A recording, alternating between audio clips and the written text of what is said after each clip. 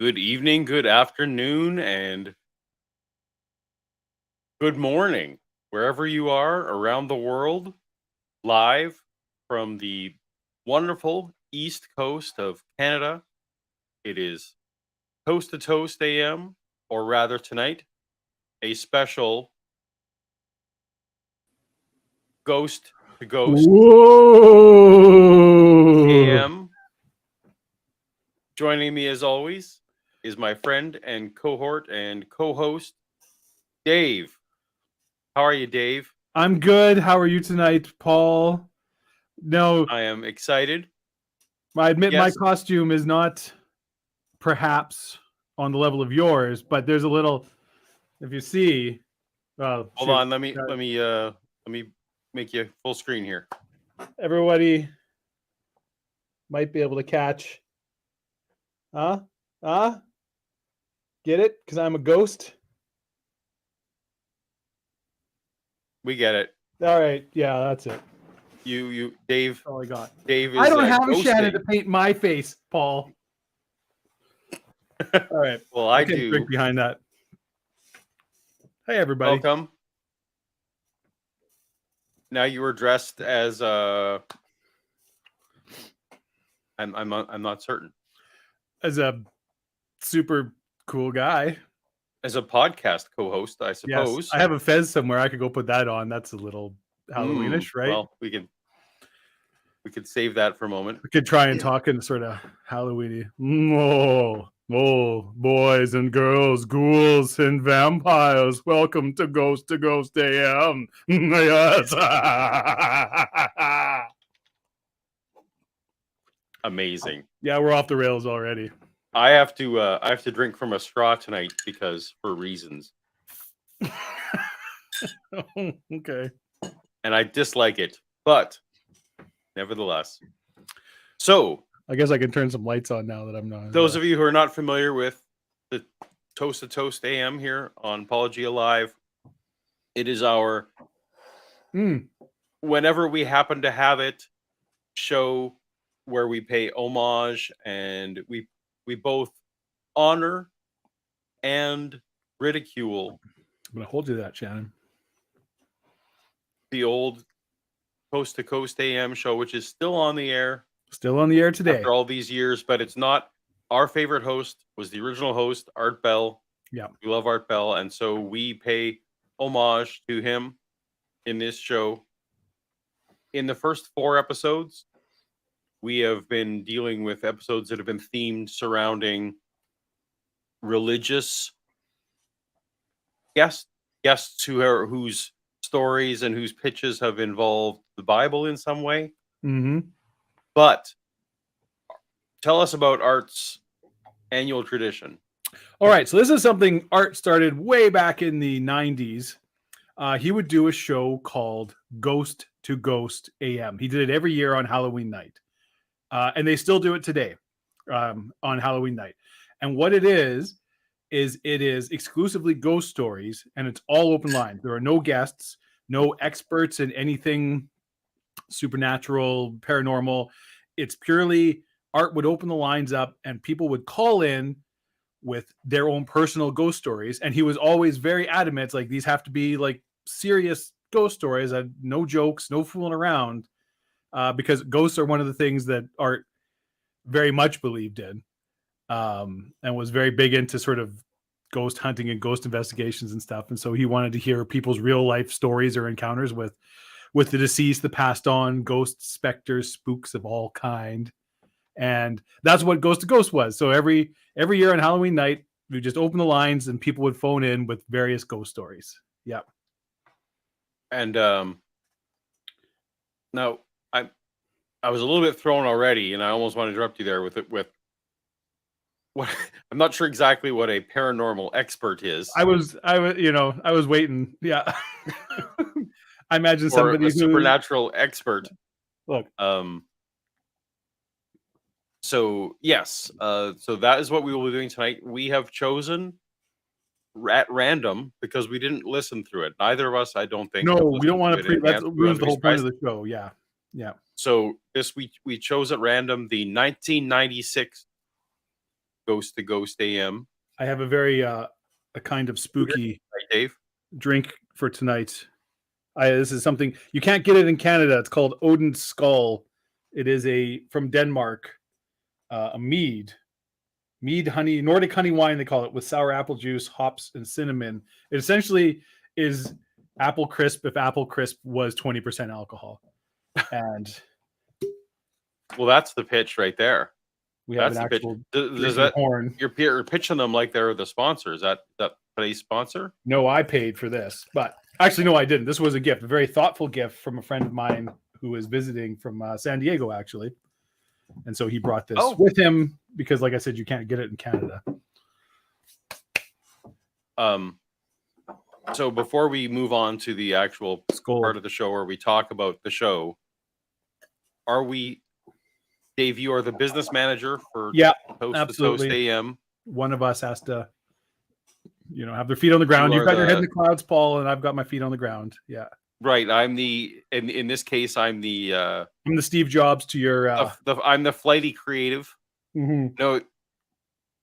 Well, okay. I don't think that you're the Steve Jobs in this relationship, but all the I don't.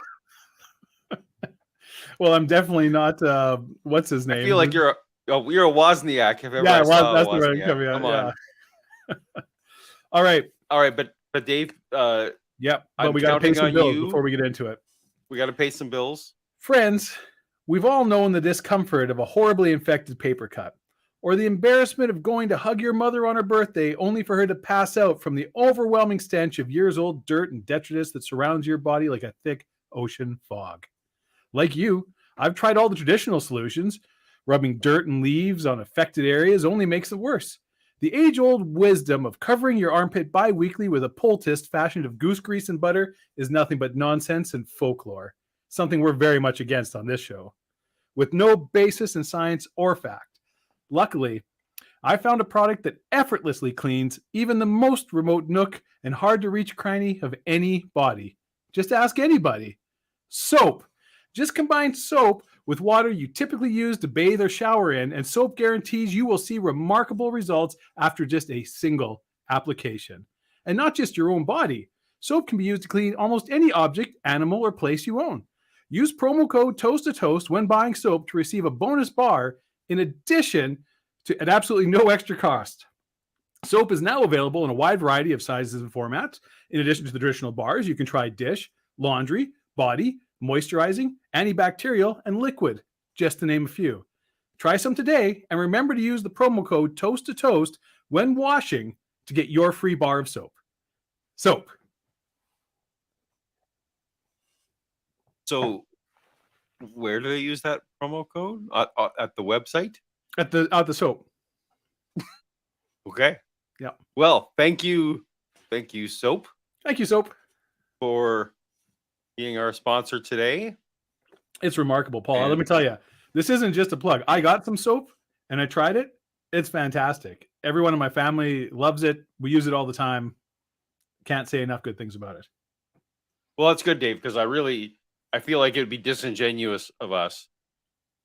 I know sometimes, you get the VPNs and who really needs a VPN or whatever, but I do appreciate you trying to go out and products that you actually use and believe in. Exactly. Right. We're not just here mindlessly plugging Raid Shadow Legends like half the internet or whatever else. We're, so that's what I appreciate about you, Dave. Mm-hmm. Okay. So if everyone in the chat is ready, as always, we appreciate your super chat. That's absolutely right, Timothy. You could carry soap in your pants, which we also still highly recommend pants. Well, and it will clean your mug. We have very good viewers. I love it. Did the check clear from the pants? The people over at Pants? We need to talk about that after the show, maybe. Okay. And this drinking from a straw. Yeah. All right. No worries. Well, let's move on to the main event. If everyone in the chat is ready. This and even if they're not. Ghost. And even if they're not. To Ghost AM. This morning, ladies and gentlemen, we're going to do something just a little bit different. Ghost stories, real ones, from all of you all night long. I've been doing this on Okay, so real ones. We're having ghost stories.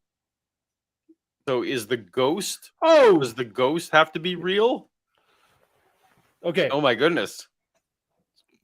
I, I have a thought, and You then let's Scoharp. Did you know that read if the your super beard chat is there, long Dave. enough, you could hold 3 bars of soap? I don't like to brag, but I can do 4. You know, let's tuck them in there.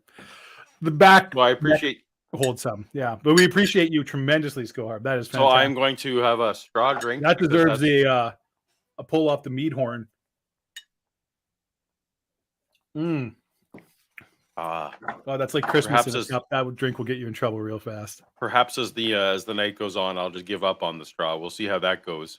But I'm just gonna to take a step back. Sorry, that comment made me laugh. I think we're just going to have to, for the purposes of this show, at least, Paul, concede that Yes. ghosts are real, and just No. that isn't the hill to plant our flag on in this one. Okay, well, that's just No, I we're understand, but okay, yeah, I'm gonna need some. You're gonna have to definitely talk me out of some skeptical, because I mean, non-fun. if we just throw it, but ghosts aren't real. I mean, that'll literally be like we'll never go No, no, anywhere. but Yeah. so what? Though, and it's not just that. What I was interested by the phrasing was your ghosts. We're looking for real ghost stories, Yes. and so are the stories real or are the ghosts real? And I'm guessing he actually means the stories. He wants real stories. He wants That real experiences with real ghosts. that's Right. exactly where I was getting. I Not think the that when he's we used to grow up on the farm, grandma, there'd be a spectral locomotive that would come pulling through town every night, and you'd hear the ghosts, the wails of the damned on it. There's like all these kind of famous ghost stories and things, but no, he wants like the real deal ghost hunter. Like these are experiences people have had. Yeah. yeah, I think you're right. So I think what he Mhm. wants is yeah, people that experience things, and you and I, and I'm going to try and minimize it, but let's Yes.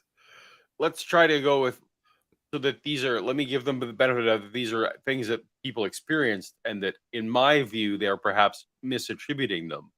But at the very least, we'll concede that the people telling We'll these concede stories that, genuinely believe that this is a true thing that happened to them. right? I think that's the conceit of the Ghost to Ghost show from Yeah. Art's perspective. So you and I will go along with that in the audience. You're Mhm. not obligated to, but that's where we're coming from. Yeah, we're not gonna argue every single call about whether or Right, not right, ghosts are right. real. We're just gonna We're here accept that to they are. enjoy Halloween. This Exactly. is We're going to here. be Yeah.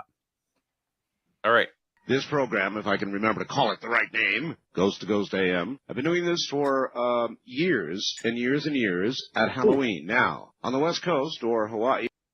Which I don't actually know. Which year did you choose, Paul? What episode of Ghost to Ghost is this? You were not listening to me a minute ago. I I wasn't. clearly Sorry. said 1996, Okay. Yep.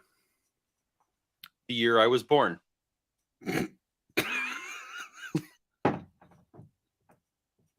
Okay. Leave that alone. You're probably saying this is not yet Halloween. Points eastward are well aware it is now Halloween. The bulk of the program, Oh. in whatever time zone you reside, save perhaps Hawaii, will be on Halloween. Now, when I do a ghost show, I do a serious ghost show. That's all we talk about. That's all we do is tell ghost stories. Real ghost stories. Because ghosts are real. That is my attitude about it, has been for years. I've heard too many stories to believe otherwise. What creates a ghost? What is a ghost? I don't know. I just know that there really is something. That's going to be a frustration. It's just I can't define the thing that I said. It's I feel absolutely you and Art Bell have very different personalities Yeah. in some ways. Yeah. I believe in this thing, but I don't know what it is. All right.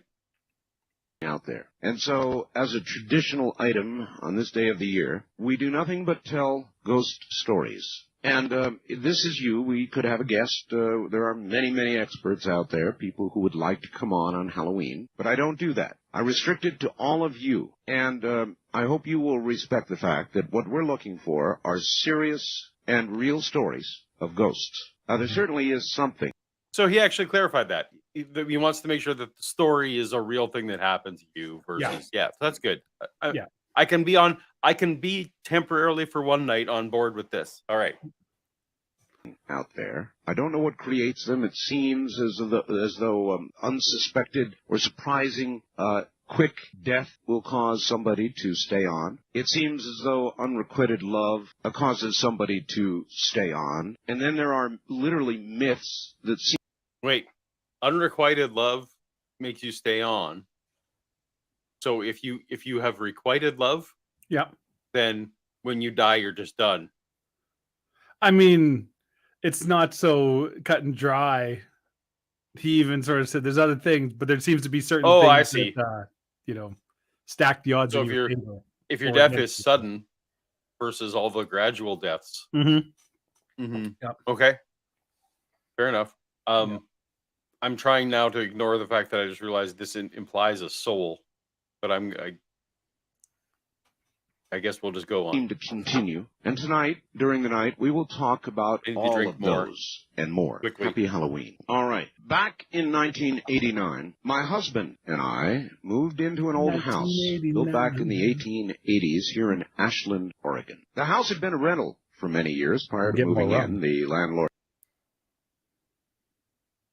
If anyone has checked the description, which there's no reason you should have before the thing started, it actually called out. Don't let them off like that. We are doing important work here, and we put a lot of effort into this.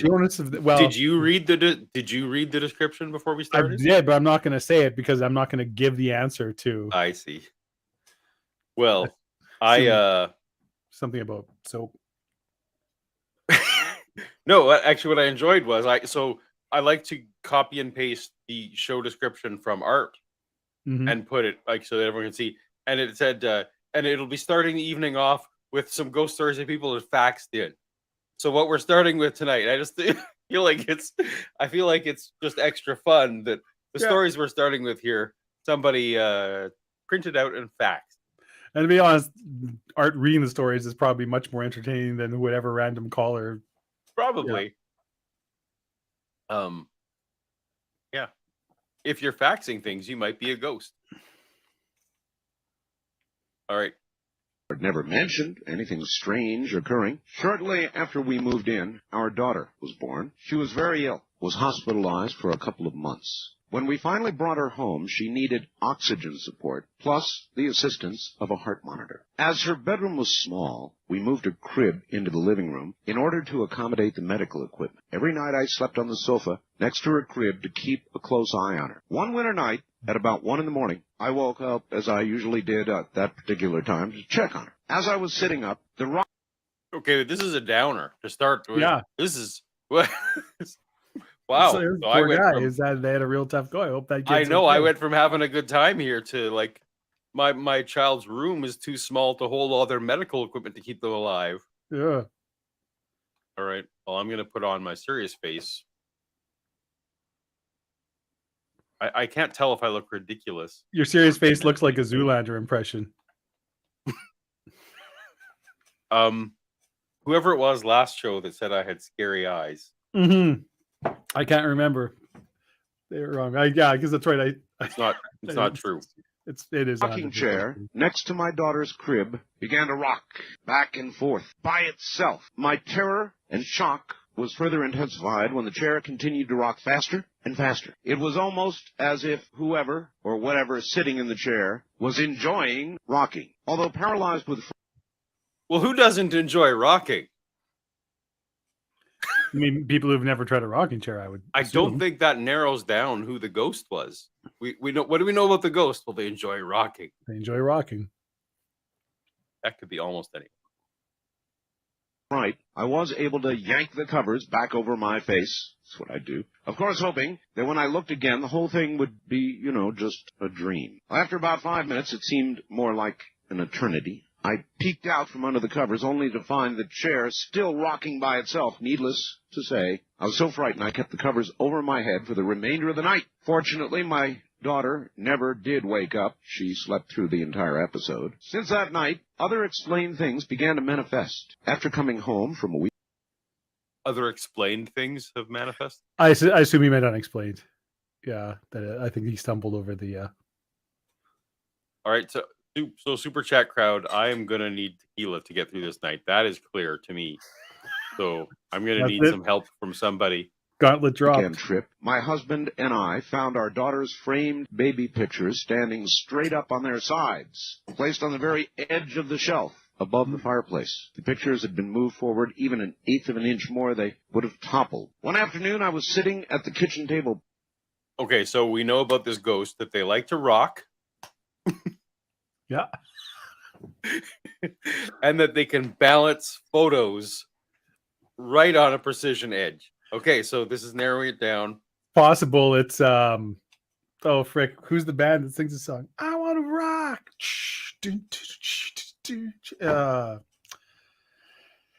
Maybe the chat knows. maybe the I chat don't know what- knows. That's gonna bug me all night. I also feel like I'm going to just Okay. enjoy this night much more than you will because I'm 100% on board for all this. I love, yeah. This is not. I remotely just need frustrating. This is. I need someone to super chat me enough that I will have tequila to enjoy it. Yes, That's Twisted what's gonna Sister. happen. There you go. Yeah. Twisted Sister. That was the boom.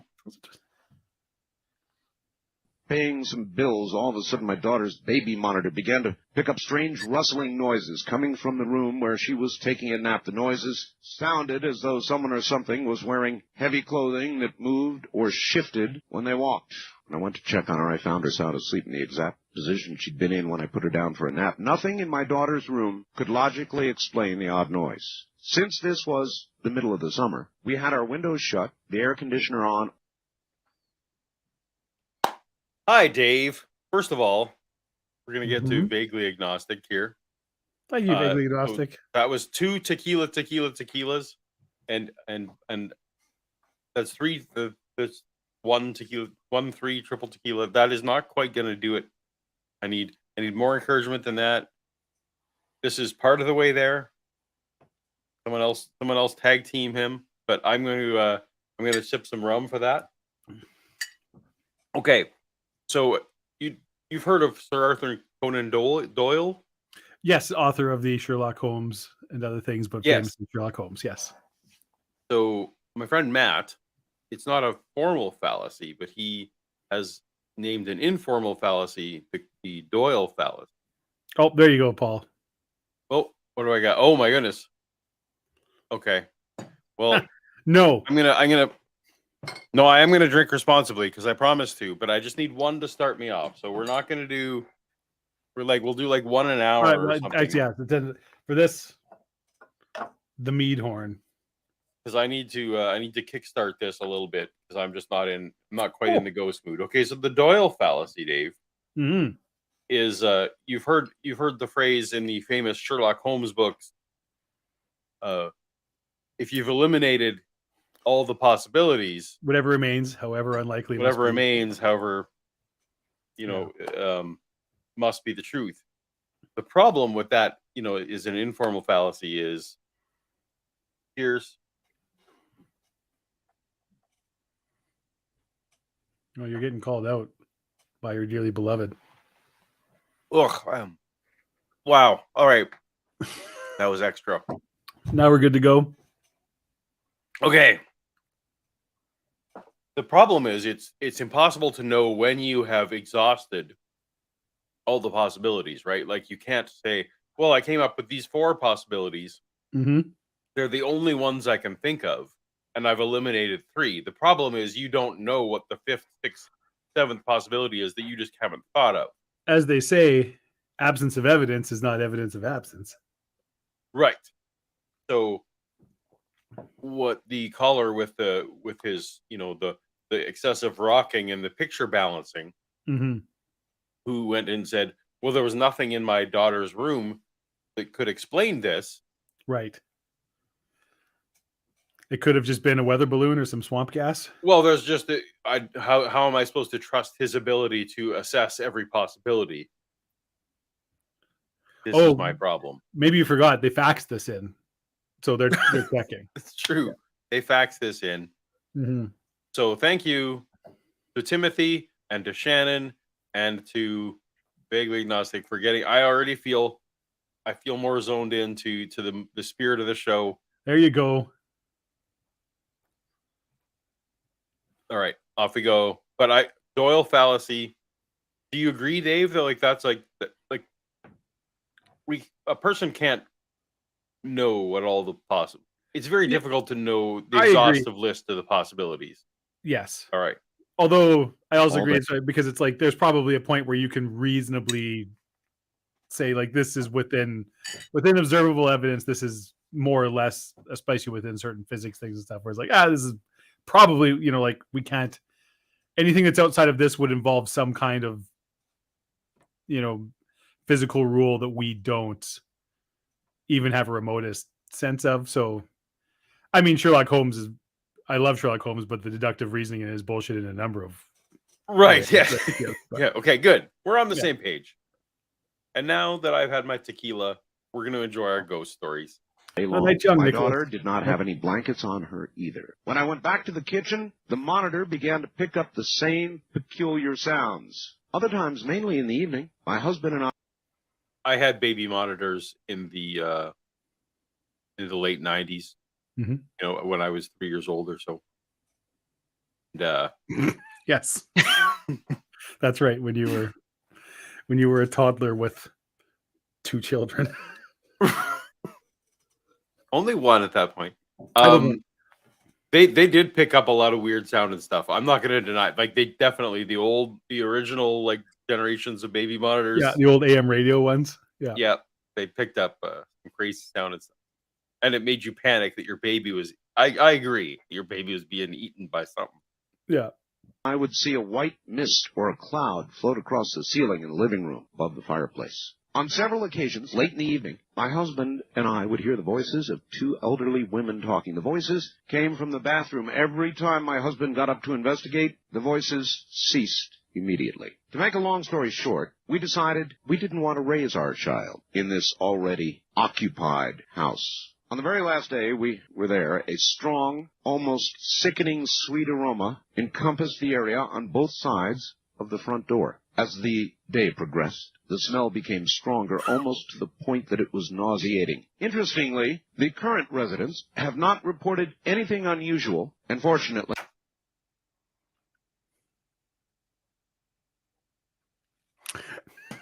Oh, my friend, this is going to be such a long night for you. Because like this is original... the new residents. We're just dipping our toes in the water here. Have reported nothing. Oh, okay. How can that be? Maybe. I'll tell you how. Our unwanted ghosts. It's not because we're imagining stuff. It's because house of the guest didn't seem to follow us to our new home. Sincerely, Sherry in Ashland, Oregon. The above story is true, and she supplies her phone number. That's a haunted house. Well, if she supplied her phone number, I take back all of my objections. Clearly this happened. So there are people that are haunted. There are people who see ghosts. There are ghosts that occupy houses. I'm staying up until we're done, Dave. Business. Because they are real. I think a lot of people don't want to believe it, but they are real. Here's another one for you, Art. In 1963, I bought a painting in an antique store of an 18th century lady. The painting has hung in my living room ever since. But when events do demand, she takes an active role. That's right, an active role. In 1970, when my youngest daughter was a few months old, we moved into Army quarters at Fort Bragg, a few doors from Dr. McDonald's, a few days after the murders. At night, I always shut Peggy's door, turned out her light. Every morning I found the light on, the door back open, the painting askew on the wall, as if she was protecting the baby. Before my father died, my mother... So, I'm going to go with this. This already happened. I guess, Dave, explain to me how the paintings are askew, the door is halfway closed. Yeah. how do I get from that to the ghost that is doing this and definitely is real and is doing this is protecting the baby? Help me out with that.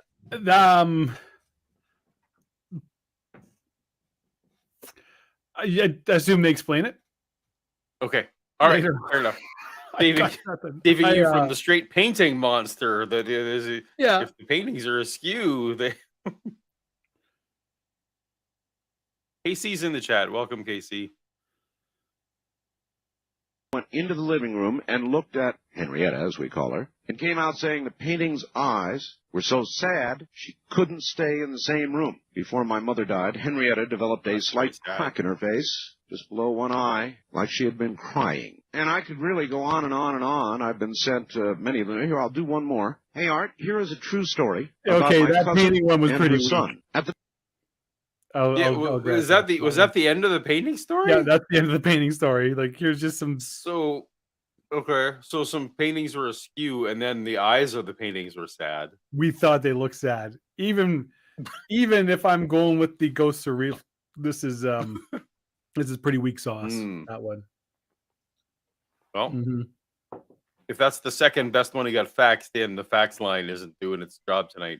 No, and I mean you even had a chance to go through them and pick them out. That's what you picked, right? This isn't Although, live. or maybe he's ramping up, or maybe he's gone from lamest to best. I guess there's one more, so maybe he's doing. That's the old, if you're doing any kind of like academic writing or a presentation or something, you got your strongest points that you're doing in your whatever presentation, argument, something, the beginning and the end, right? Because you want to wow people.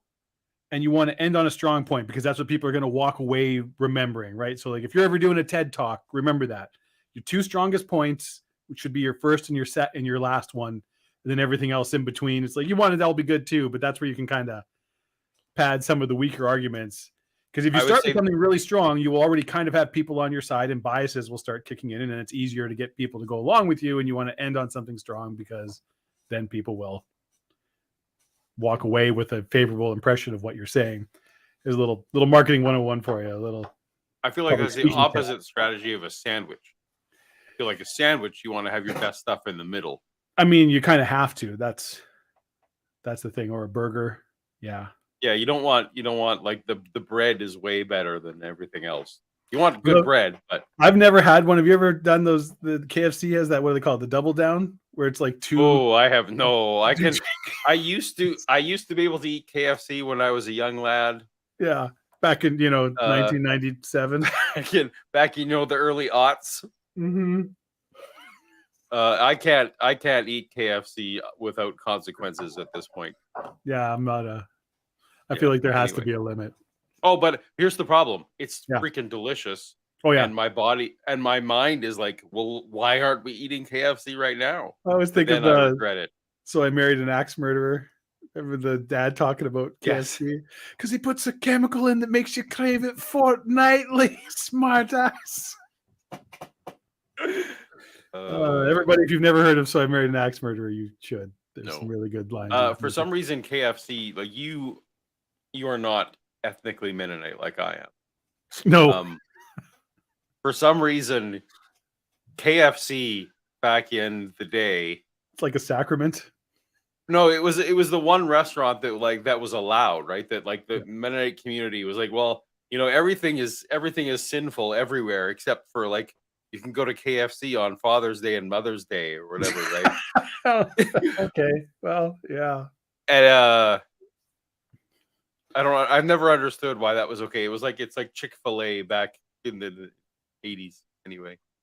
At the time, my cousin's bedroom was upstairs while the son's was in the basement. One night the son was having a dream during which he walked upstairs, entered his parents' bedroom, saw his parents covered in blood, and when he looked down, a gun was in his hands. At the very same time, my cousin was having a dream in which she dreamed her son was coming in her bedroom and shooting her and her husband. That dream scared her so badly, she woke up, headed down the stairs to her son. Guess what? She met him coming up the stairs, no gun in his hands, but both were scared and fell down crying in each other's arms. A gun was kept upstairs, and the son knew where it was. Was something driving him toward the gun? Was something... Okay, can you recap this story for me? Okay, I can. Diagram this story for me. This is pretty weak sauce. So that two people in a house both had very scary dreams the same night that involved killing people. Uh-huh. Ghosts? Neither had a gun. Neither had a gun, but there was a gun in the house. And because the boy who dreamt of shooting people with a gun, was walking up the stairs, maybe the ghosts were getting him to go get the gun and kill people, or maybe he was just going upstairs to see another human being because he'd had a terrible nightmare and was scared. But ghosts.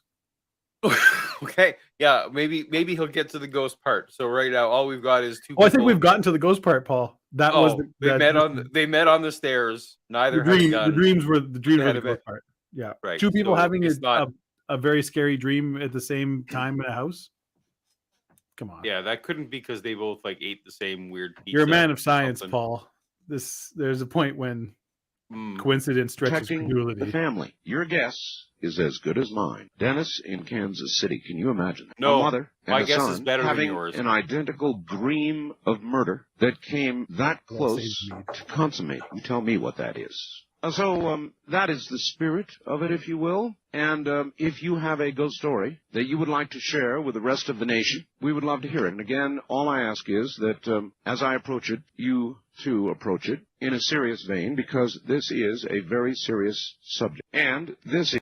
Okay. All right. Yeah, I'm just going to try and honor Art here. So his whole request is that we take it serious. Yeah. So I'm just going to take a second. I'm going to take it serious. We're ghost story. It is important. The key to all this is you got to understand and remember, like, Art, this is one of the things that he genuinely 100% believes. Despite the fact that he's usually the skeptic on the show. Yeah. Or like he is fully on board with ghosts. That's one of his big... Yeah. On board. Yeah.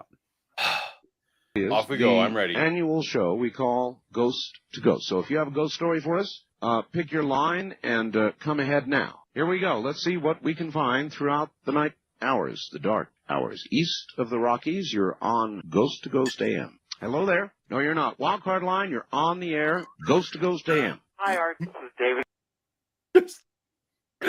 I don't know what happened there. I assume he answered the line. There was nobody there, so they. Yeah, I don't. Yeah. That was very abrupt. That was, but good for Art. He's just live moving radio. on. Yeah. Yeah, for those of you who do the call-in shows, that's a good move. In Bakersfield. Hi, David. True story. 1984. It was around 84. I went down to Long Beach to visit my friend. She was at USC in pre-med, and while I was down there, she took me on a tour of the Queen Mary. Oh, yes. And I had never been to the Queen Mary and just had, seen it in movies and stuff, never heard anything about it before at all. So we go on the tour. Is that a boat, Dave? The Queen Mary is a boat, yes. Yes. And when I go into museums or things like that, I always go where you're not supposed to go. So I got her and I said, let's go over the little rope railing, and we went down. And down at the bottom of the boat is a swimming pool, but it was empty. And you go down the stairs. We were down there, and Brenda's the type of girl that she's a doctor now, and she's very scientific and never believed in God, never believed in anything you couldn't see. And I had always been the psychic one, you know what I mean? And I didn't feel a thing. And we walked down to the pool, and she stopped, and she said, I feel strange. I feel something weird. And that was very strange for her to even think that, let alone say it. That's something that I mean, by definition, if you're saying I'm feeling something strange, that should be a strange thing for you to do. If you're saying you're feeling something strange all the time, maybe, I need to drink more. Yeah. Right. So we go down, and we're just walking around the pool, and we look up, and there's a catwalk up there, a balcony, and there is a man in coveralls, blue coveralls, with red hair and a red beard, and he's just walking there. And I thought, now we're in trouble because we're not supposed to be down here. Mm-hmm. So I kind of just waved and said hi, and he just kept staring straight and just was walking. And I thought, well, okay, great, maybe he didn't see it. So I grabbed her and we hid around the post there. And I peeked right around the corner. He was in the middle of the catwalk, so I mean it's long. And I peeked right back around. The guy was totally gone. About a year later, I'm watching some special on TV about the Queen Mary, and they had some actor portraying this certain spirit, and it was the exact same guy that they had described. That he was crushed to death or something. Yes. And I called. Wait.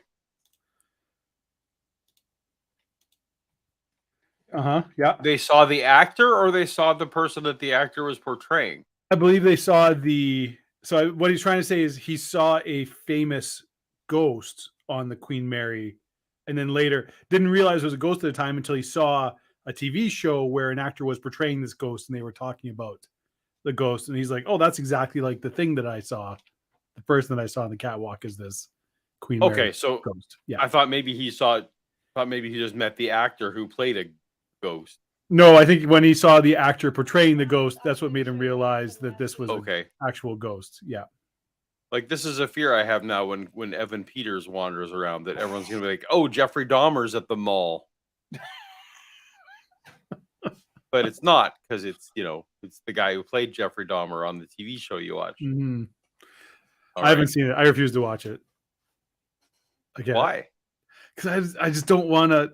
It's like I know a lot of stuff about Dahmer and like the things he did and everything. I'm like, and it's all horrible. And it's like I don't need to.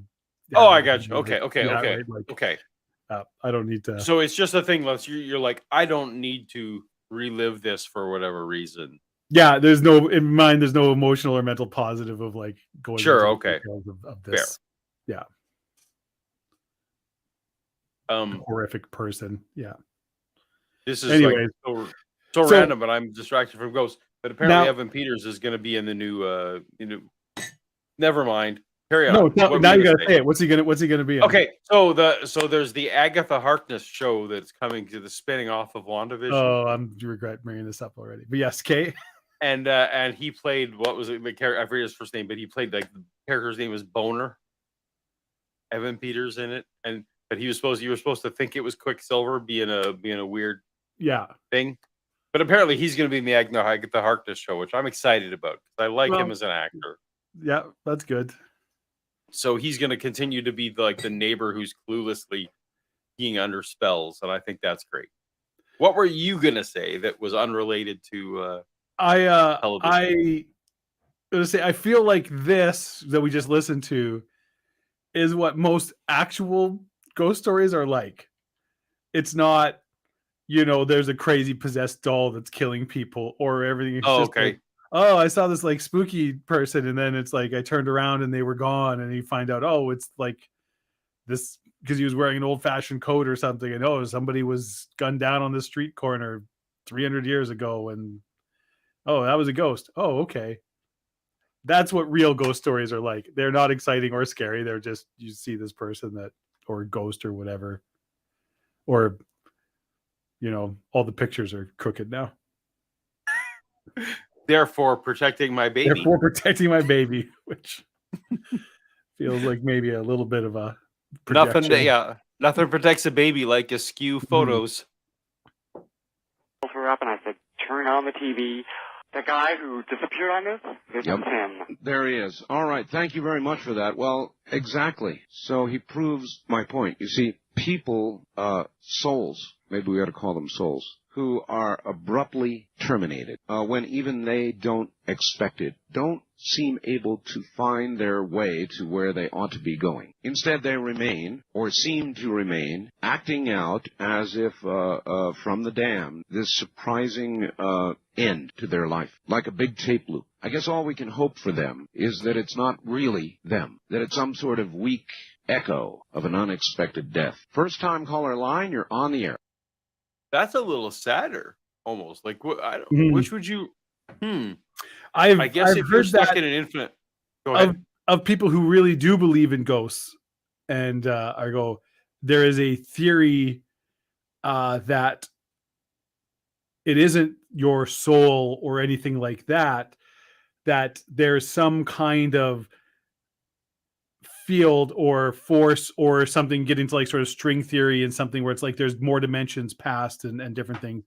And it is possible to essentially leave an imprint in times and places that are outside of ours. And so what you see, if you see a ghost or go, it's not this person so much as it's just almost an echo, like a memory or a moment or a something that's repeating or is from another place or another time. And we're perceiving it now in the, kind of 3-dimension versus 11-dimension kind of thing. And so what you're seeing isn't really a person at all. It's just a, like TV where you had like a blurry double image or something like that, right? Where it isn't the thing, this is just an echo of the thing. And so it has no memories of its own or personality or even free will or mind or sentience. It's just echoing so that I've seen that as a suggested plausible idea, in a way of trying to come up with a plausible thing. I like that better than, yeah. I think I could get on board with that better than that there's a soul, that there's that there were there's a dual substance that makes up us, and that one of them is lingering around, that you're sure that somehow we have left the psychic impression. That makes sense. I get. Yeah. I can go with that. I can go with that. You can be a little more. Yeah. So there you go. Oh, well, there we Susan go. Gibbard towards replacing Shannon's black eyeliner. Well, I will. Dave and I will be sure to pass that $5 along to Shannon. Thank you, Shannon. I didn't need any eyeliner. Why should I have to give up my $2.50? Fine. Sorry. And we have our signed agreement. We cover show expenses first, Dave. Signed agreement expenses. So 2 shots. I'd like to see if Shannon kills you or if you come back to haunt her. Well, we're not going to go that far, but I do appreciate you, Andy. So what I'm going to do while we are discussing the next one, I'm almost out of drink, as you can see. So I'm going to refill my drink. I also need to refill my drink. So do you want to refill your drink first? I'll entertain these fine people and then. No. We will listen to some of the next story I will just mute yourself while we listen to the. Okay. I will be back in 2 shakes of a lamb's tail. You're actually leaving? Well, then I'm going to put myself on. Hold on. Okay. Yeah. No, because my drink is in the next room. So I'm going to be right back. All right. So it's just me for now. And we will listen to more ghost stories if I can stand it. Hi. Hey, Art. Hello. This is Fred from South Pasadena. Yes, Fred. Hey, I have a great ghost story. Let her rip. Scared the heck out of me. When I was about 18, I moved to Ravenna, Ohio. And I moved in with some people who told me, the lady told me she'd been a witch for some time. And Ravenna was where all the real witches from Salem moved to. Okay. And, it's not every day that. Do we have records of where the Salem witches moved to? Did any of the Salem witches survive? And they all got in a okay, all right. That somebody admits to you, I'm a witch. Yeah, and she told me some things that scared me. By the way, this reminds I actually, Eric Hovind, whom some of you may know, I kind of built my first channel on the back of Eric Hovind. Recently did a episode of his show regarding witchcraft, and I am looking for secular witches to potentially guest on my show. So if you know or are a secular witch, find me on Twitter, Apologia0, and drop something in my DM, because I would love to potentially interview a secular witch of some sort to talk about some of the claims of Bodhi Hodge, Eric Hovind. So that's a side plug and a suggestion request. Let me know. She told me a lot of things about things that happened to me when I was a kid, so it was very strange. She's a nice person. She knew about you. Yes, she did. Okay. And but she said, a lot of weird things happened there. All the real witches of Salem had moved to Ravenna, Ohio. And but why Ravenna, Ohio? She never told me that.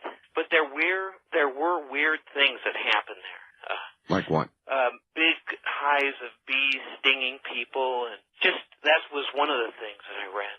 Yes, I believe. Bees, really? Just, I need Dave. Where's my Dave? I'm here. Oh, he's back. Are you Yes. back? Let me put you on. I Bees was stinging clever, people. Bees stinging people, Dave. The bees! The bees! Find a Cage impression. It's pretty good. How can we explain the bees stinging people if not for ghosts? Well, I didn't hear the whole story, but I Okay. think possibly You they didn't. were confused and they were actually wasps, because that's the only, if it was bees, I mean, it would have to be ghosts. Yeah. Fair enough. Okay. So, Zamdi sends $10 super chat. Thank you so much, Zamdies. It's a work in progress on my beliefs, but does this make sense? All is unknown until it is known. Fair, up until last point. And the current reliable process for defining knowledge is to use the scientific method. I want to say no, Dave. I'm going to let you weigh in first. What do you think?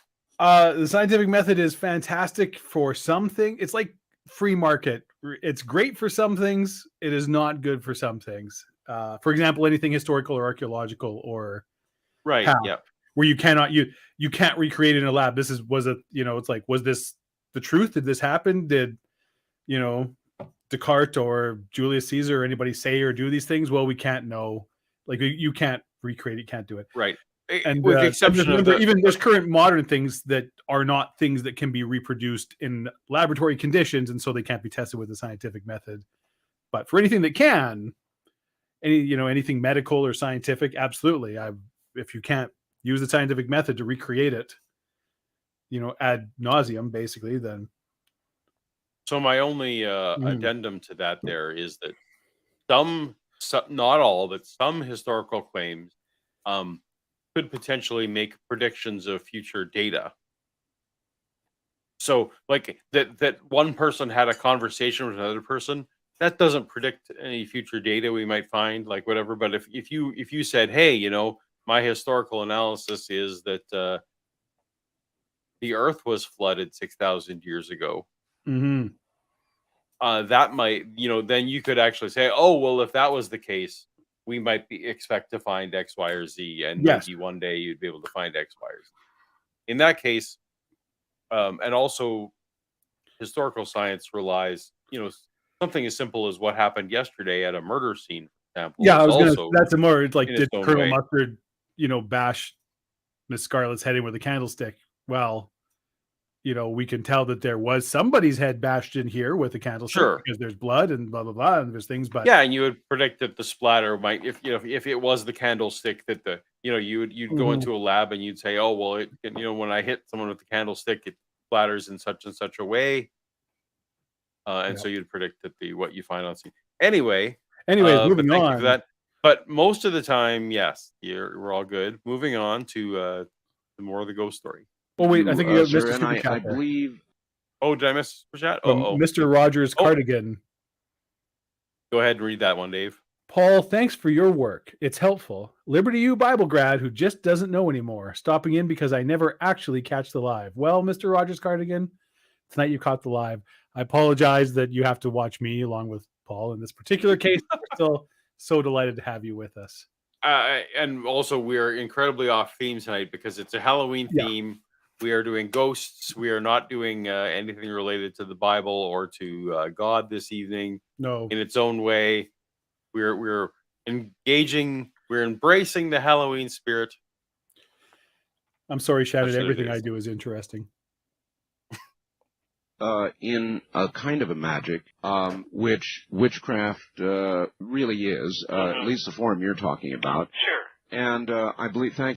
Kind of magic. You were like, oh, ghosts and bees. There was witchcraft conversations going on here. What did I miss when I was grabbing my 2 drinks? They were talking about. So he was talking about the town where he lives. Yeah, you need to recap me here. And okay, so let me recap. So the caller who's called in lives in, and I do not remember the name of the little town that he lives in, but he said, I live in this town where all the witches from Salem moved. where they somewhere in New England, relocated. yeah. And I was like, well, I think most of the witches in Salem were killed. Like, I don't, and did they, why would they all move to the same second town? That doesn't seem well. Anyway, that's the connection is literally his town. Like, it's Right. not, his story doesn't relate to witches. He just It's just lives that this in, is a historic witch town, and he they lives go, in the town where the Salem witches relocated also, after. I their have a bad message time. for you from beyond, Paul. I'm getting a sense here that Shannon wants me to tell you that you owe the audience a tequila shot, Paul. Ooh. Not in the. I'm not. No, I'm not doing it 2 in 1 hour. We gotta wait for the second hour of the show. Fine, I'll do. But I'm pouring rum right now. Okay, that's fine. Well, if you're doing rum, then I will do a shot of the hard stuff here too. Okay. I put 2 ounces in this glass, Okay. and hopefully it lasts me for a little while. I believe there are curses. I believe it is possible to affect people. One person's mind can indeed affect. Wait, did someone send us $100 super chat? Another one? Or is that the one from the? No, that's the score original at the very one. start. Pardon yeah, me. I'm just amazing throwing back. score. Wow, fantastic chat. Yeah. All right. Another in a negative way. We talked about that the other night with Brad Steiger, and he said absolutely, absolutely. So there are people who practice and play with that power. It is dark stuff indeed. East of the Rockies, you're on the air. Hi. Yeah, I've got a ghost story for you. All right, that's what we want. Where are you calling from? Janesville, Wisconsin. Wisconsin. All right, go right ahead. Yeah, when I was about 15 years of age, I lived over in southwestern Minnesota near Pipestone. Yes, sir. And they've got an Indian reservation, around that area. And a bunch of friends and I were out camping, and we're kind of around by a small little lake. And during the night, we started hearing, horses and these war cries. And so, we got up, we're out looking around, and we didn't see anything. And I stopped lean up against a tree to light up my cigarette, and all of a sudden I hear this right next to my ear. Well, I took off, all of us scared out of our wits. We don't know what's going on. And the next morning we went back, and I went to the same tree, and I pulled an arrowhead right where I heard it hit. Wow. You mean it was the thump of an arrowhead hitting? Yes. And that's all that was left in the tree was the arrowhead itself, not the... Right. See, this is a good ghost story. This guy's got it. This is not just some like, oh man, I don't know. That's the bees. But wait, so someone shot an arrowhead at him. Okay, I need to go back on what we back in the day they would call an Indian reservation, which we wouldn't necessarily call that anymore. Mm-hmm. And how is that ghost related to me, Dave? Well, okay, so he woke up in the night, right? Could hear the sound of a bunch of stampeding horses and the war cry, presumably of Native Americans. Oh, okay. Right. So he heard this. It was like a thing, but they weren't there. And then he heard the thwip beside him, and then went in the tree in the morning and saw an arrow next to where he was. So that's how it's a ghost story, right? Okay, I gotcha. Although it's not implausible that modern day or 1996 that there was actually Native Americans actually riding horses on that given day as well. Fair enough. Native Americans can have a ghost too, Paul, as Dapper Dinosaur says. That's the, as you recall, Dave, our first YouTube channel together. Mm-hmm. El Diablo, our video about El Diablo was one of our best viewed videos. It was one of our best viewed audios. Some of this. I think the best was who was crazy Kara witch Enchantress, yes. Yeah. It's like 250,000 views or something stupid like that. Yeah, I have nothing on my Apologia channel that compares to our old comic book. Yeah, our least favorite. I went through and actually watched a bunch of those videos like a couple months ago. And I'm like, a lot of them still make me laugh, but none of the ones that are popular. Everything that is my favorite is like the stuff that got like 12,000 views. You know what I mean? Shoot, I'm sorry. Yeah. One of the ones that still does, I'm surprised how it's doing well, and we're way off topic at this point, is Condiment Man. The video that I did about Condiment Man, yeah, surprisingly gets still solid viewership. that and Star Trek versus the Nazis. People Star still Trek comment versus on that video. although frequently. I'm proud of Star Trek. That one versus too. the Nazis That video one's solid. That one is yeah. Yeah. Oh, those of you who don't know what we're talking about, well, that's a whole channel that you'll have to go find because we're not going to tell you what it's called. Go do some work. We're not here to hold your hand. The Ghost to Ghost AM, not kindergarten teaching. Shut up. Anyway, there was a super chat about me not holding up my end, so I'm going to tip strongly this is now. They want to see you drink tonight. I don't know what's going on. I think partially because my sobriety is hindering my enjoyment of the not enjoyment, my going along with with the premise. And I'm always at least half cut, so I'm pretty much on board with this. Exactly. So I tell you what, Timothy, while we listen to the next part, I'm going to pour myself another. And Timothy, it'll be thanks to you. The arrow had apparently broken off through the ears, and it gets better. Yes? We also were, searching around the area, and we found a couple tomahawk heads. Yes. A bunch more arrowheads, actual part of an arrow, and we went and saw one of the tribal men for the Dakota tribe. On an Indian reservation, you say? Now you were able to find tomahawk heads. This, in a way, this maybe leans into the ghost theory that you and I have decided that maybe we can be on board with, that they're, maybe echoes outside of time and space in a way, right? Oh, okay. Yeah, sure. If you want to go that way, right?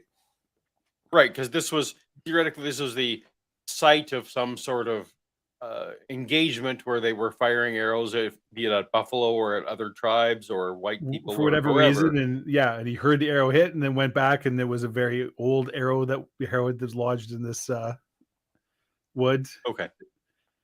Still, it's tricky for me to think that that these things require a ghost as an explanation, but I'm going to roll with it. That would have been a good idea, Phil. That would have been a good idea. What do we got from Phil today? Oh, please have Dave put skull makeup. The only symmetry. Oh, that would have been a very Two-Face kind of. So when Shannon started this, she painted it white solid, which is of course that's what you do, and then put the black line, and then she showed me the mirror briefly, and we both were like, well, I look like that race in Star Trek that's like the black and white race. Mm-hmm. You know the one I'm talking about in classic Trek with it. Yeah. Star Trek versus Nazis. I feel like they're referenced in there. Yeah. If you and I would have, if we had been mirror images, it would have been even more so. I'll tell you a secret. I'm gonna let you peel back the curtain here a bit. I originally was going to do a skull face because I'm bald, right? So I'm like, it's I can do a good. You are skull, right? Yeah. Okay. Thanks. Ass. The beard does make it tricky though. It's hard, right? But I'm like, I'm gonna try, and because I could get like a Baron Samedi hat. I'm gonna do the whole thing. But I tried doing it. I did one sort of thing myself, like got face painting makeup, and like I'm gonna try and do skull. I was like, I couldn't do it. I'm neither clever nor nimble, and it looked absolutely atrocious. I'm like, screw it, gonna be a ghost. I like the ghost. I didn't. If I'd stuck with it, then you would have outshone me. It would have been, someone else wore the same dress to the party, and I'd look like an idiot. Exactly, and it's not me. I live in a house with someone who's much more talented than I. Yeah. Yes. And they said there was a battle there, and a lot of the Native Americans were slaughtered there. It was a time flash. I mean, you were in a time flash. They occur, and particularly in areas like that. And for a moment, just an instant, you were part of it. Either way, it scared the heck out of all of us. What do you think that means? What do you think that means about death? I mean, you know, because you experienced it, so have many others. You were actually part of it for a minute. I mean, it's like either time caught up with you or you went back in time. I have no way of knowing what, but you were part of it. So what does that say about the nature of death? That we don't really exactly die? That events never really are done with? That they just keep repeating themselves again and again? Yeah, that's the only thing I can think of is what the shaman said also. We talked to him also. He took, a couple of tomahawks that we found. Well, it's something to think about. I thank you for the story, my friend. I broadcast from Nye County, Nevada. Nevada has an interesting... You're vaguely aware, I assume, Dave, of like A theory of time and B theory of time. Mm-hmm. So it would be interesting under B theory of time. I would have to think that through. Under B theory of time, is it possible that events could bleed? Under B theory, correct me if I'm wrong, B theory is where all the events exist simultaneously, much like a movie does. With the caveat to everybody out there that neither Paul nor I are theoretical physicists of any. No, we're not. We're not. We have no training in this field, but my understanding, my very limited understanding of B theory is that linear time is an illusion. Cause and effect is not real in the way that we perceive it. The way we perceive time is not a fully accurate the way time is. It's much more complicated and around, and as Doctor Who would say, a big bowl of wibbly wobbly timey wimey stuff. Right. And just because we draw the line between the dots in a specific way and see, 2001, 2002, 2003, 2004, 2005, it doesn't have to be that way. That's just the way that we see it. And there's no particular reason that you couldn't go 2001, 2005, 2020, 3002, 1997, right. That you could connect those dots just as easily. And if we had different perception of time, we could see that. And it kind of, what was that movie, the Dennis Villeneuve one with the aliens and where they like are drawing language and where it's in the aliens come and they yeah. The Arrival? Amy Adams and but that kind of plays into that idea too, that the aliens don't perceive time linearly and eventually sort of through language teach Amy Adams' character how to perceive and time. To that extent, like, so B theory of time, I think the simplest way to like make a crude analogy is it's just like a movie film, like a film of a movie. Back when we used to have physical films of movies, all the frames exist all at once, but you just happen to be watching one frame at a time, but they all exist at the same time. Yeah. So there's just because they are that way doesn't mean they have to be that. You could in theory cut the film up and show it in any order and it would still be true. It would just maybe not make sense to us. Yeah, exactly. So anyway, I just now was listening to Art there and thinking, under B theory of time, is that a thing that might that be interesting that you're kind of quasi you're viewing multiple frames at a time as the crude analogy, and maybe that's not impossible. That's curious. Yeah, I don't know, but that is, like I said, that sort of ties back into this potentially plausible, or at least not just straight up. Well, it's angels and souls. Right. Yeah. Definition of ghosts, right? Yeah. History. Nevada, as a state, was born on Halloween. Did you know that? Nevada was born on Halloween. Tomorrow, in addition to being Halloween in this time zone, another 22 minutes, is Nevada Day. So that's right. We are in the state that was born on Halloween. And perhaps that's why October 31st is Nevada Day. Okay. Nevada has the highest per capita murder rate, suicide rate, cancer rate in the country. Haven't you ever wondered? And here in Nye County, specifically in Wild West. Tell you what it doesn't have anything to do with.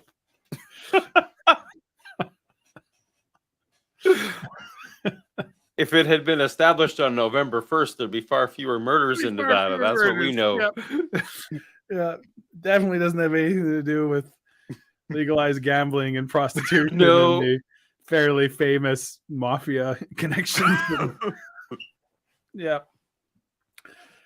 Nye County. Polygamy, We still have brothels. yeah, anyways. You know what a brothel is, right? It's a place where You know what a women brothel sell is, right? themselves. Here, legally. And I'm going to tell you a brief but true story about one of Nye County's brothels. I won't name it. They're a neighbor. The brothels are large. They are kind of catacombs of dimly lit hallways and small rooms where girls service their clients. This isn't ancient history. This is modern history. In one of the brothels, there has long been a ghost. Its name is Harold. It's a female ghost. Don't ask me why the name is Harold. But Harold has been in this brothel for as long as anybody can remember. Has been seen by wave after wave and shift after shift of working girls. And there is a long legend that is held to be true, that those who see and are able to touch Harold's red dress will have a $1,000 night. And that is... Harold is wearing a red dress? Yes. Because Okay. Harold's a girl. Oh.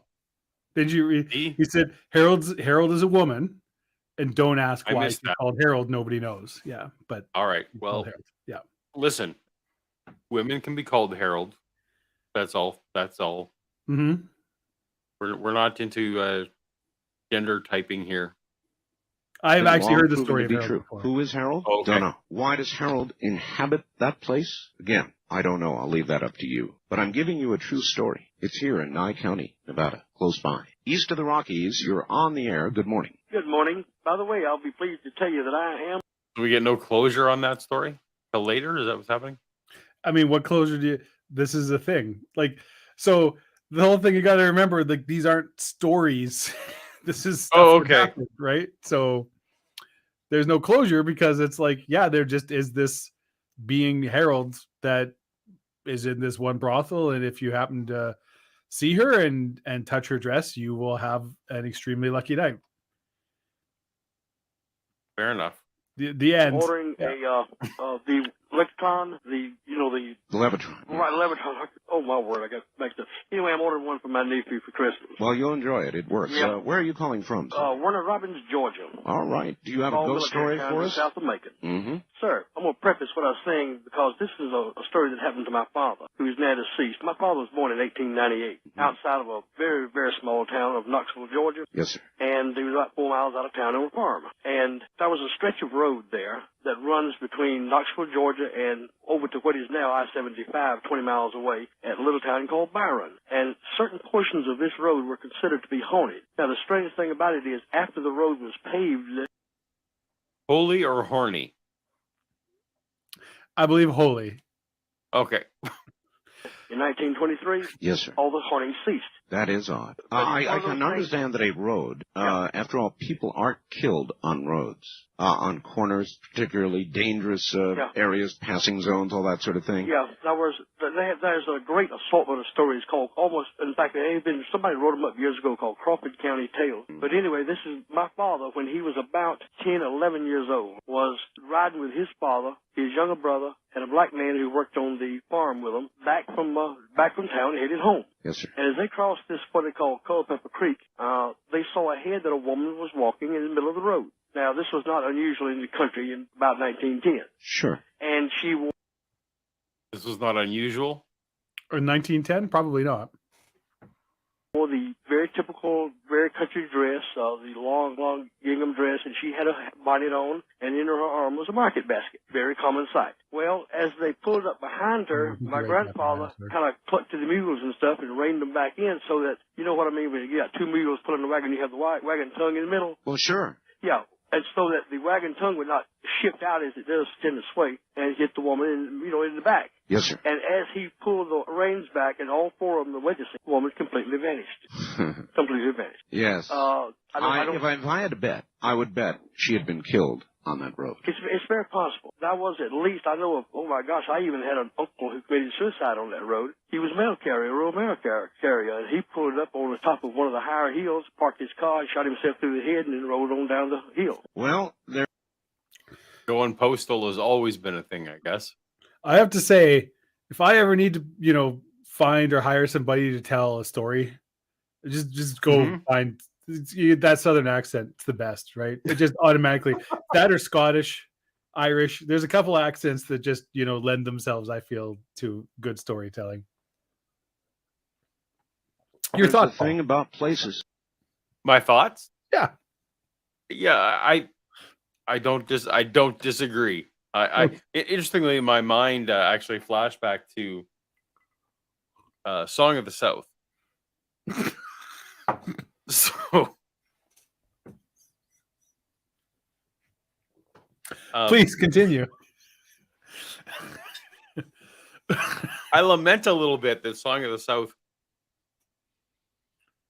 was so problematic. There's no was about it, but yes, yeah. Because there was some the accents in that film and the storytelling, was some smooth storytelling. Anyway, absolutely, yes. There are a lot of good things about Song of the South. Right. Yeah. That will never see light of day. So. No. When I was a child, I had you remember the records that used to get, and it'd be like turn the book. I sure do. You hear, yeah. So I had one of those. It was a bunch of Brer Rabbit stories from Song of the South. So this was after Song of the South had already been exiled essentially from Disney canon, right? Like you were never going. It was not out on VHS. It was not out on. But I saw it in theaters, so that was wow. You saw it. Carry on. Yeah, well, there you go. Not in its original run, I wouldn't think. When did Song of the South come out? No. So back, when I was because I remember I saw 101 Dalmatians in theaters as a kid, but that it was like they replayed. There was like the Disney Vault just every now and then. They just put stuff in theaters again because for 2 weeks we're gonna show Bed Knobs and Broomsticks for no good reason because why not? I watched it last week because my friends had never seen it. Bed Knobs and Broomsticks is we have a weekly movie night, and it was the week that Angela Lansbury passed away. And so somehow we got to talking about Bed Knobs and Broomsticks, and they're like, I've never seen it. And one of them, my friend Darrell, is a huge Disney buff nerd, whatever. And I'm like, you who loves Disney more than anybody I know, you've never seen Bed Knobs and Broomsticks? She's like, no. I'm like, oh, then we got to watch it. And it's like, holy shit, that movie's terrible. It's so bad. Yeah. I'm guessing it doesn't hold up. Is there a soccer game against cartoons in that movie? The child actors are so bad. Oh, yeah. So, it's like somebody watched like a off-Broadway production of Oliver Twist and was like, these kids aren't British enough. They're like, boy, I'm having myself a think. I'll be right chuffed about that. Like, what the hell is he saying? Nobody talks like this. Nobody has ever talked like this. Definitely not an 8-year-old boy. Anyways, yes. Ghosts. I want to see these. I want to see a Harry Potter / Bed Knobs and Broomsticks crossover. All right, carry on, Ghosts. But there is a thing, sir, about places. I appreciate your call. I appreciate your story. And of particular interest is that this haunting went on until the road was paved. Now, what does that tell us about the nature of hauntings? How could a paving stop? First-time caller line, you're on the air. Good morning. Happy Halloween, Art. This is Jen in Las Vegas. Well, happy Halloween to you. Yes, I have a true life ghost story. Do you know that Las Vegas was formed on October 31st? Everybody knows that Nevada Day is October 31st. I happened to me when I was about 17 years old. Okay. I had a little boy, and I moved back in my parents' house, and they just recently moved into a house in Las Vegas. Mm-hmm. I'm not going to give you the address or anything. Thank you, don't. And my mother, after I moved into this house, they told me they heard voices. They heard a voice of a little boy, and he was always in the backyard saying, "Where's my grandpa?" And one night, my mother was coming downstairs to check on me and my son, and she saw a little boy run across right in front of the stairs. She yelled for my father. My father came downstairs with a baseball bat, and nobody was there. Well, about 3 days after this, why did he have a baseball bat, Dave? A little boy came and he immediately, first, I'm going to fetch him a baseball bat. I mean, I guess I'm just going to give it the benefit, like, hey, there's somebody downstairs. Okay. All right.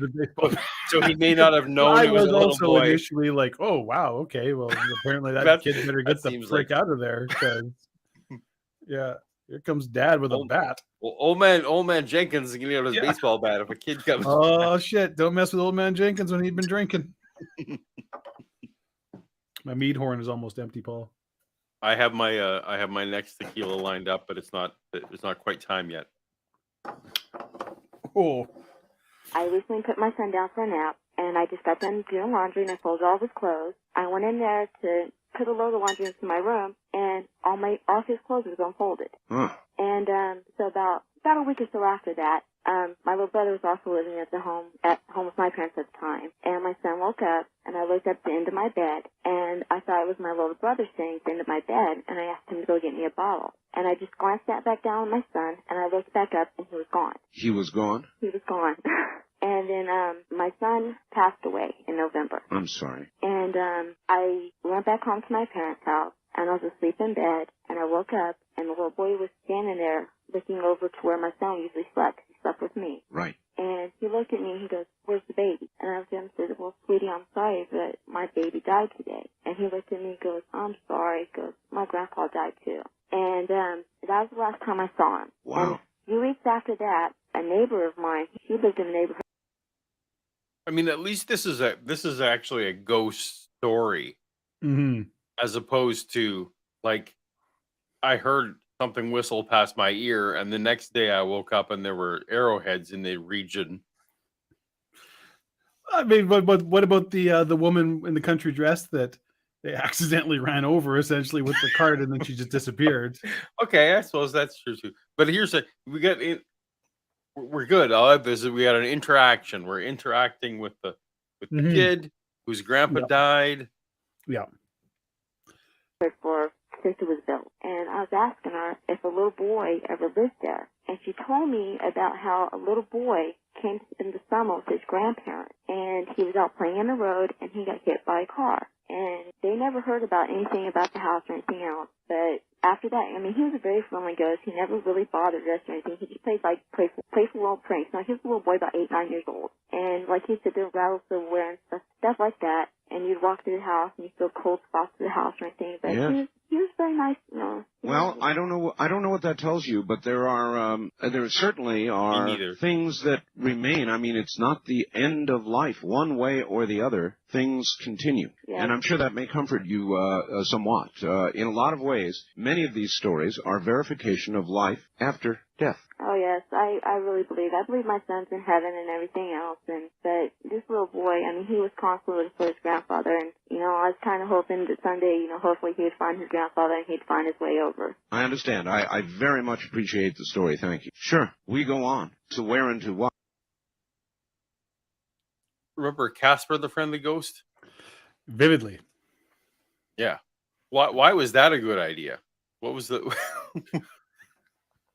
What were we teaching kids here? So not only was it ghosts. So I remember the time, you know, there's already comics had enough problems with like perception and like being evil. Yeah. So that company had 2 comics. It was the Hot Stuff, who was like literally a demon, little devil, little demon, little devil, and then Casper the Friendly Ghost, because we're just taking the occult and we're just like putting a friendly cartoon face on. Good night, Shannon. That was a good idea. But also, what I always found about those comics was literally like when you've painted these people as, well, they're just friendly. There was no story opportunity. Like, to be just from fair, a narrative. Yes. Casper was a friendly ghost, but none of the other ghosts. He did have the right to. He had was the 3. Was it the Boo brothers or whatever? Right? Yeah. They were bad ghosts. Right. Yeah. And they were causing problems. Yeah. I need to tussle my hair. Right. No, it's too sexy. Too sexy.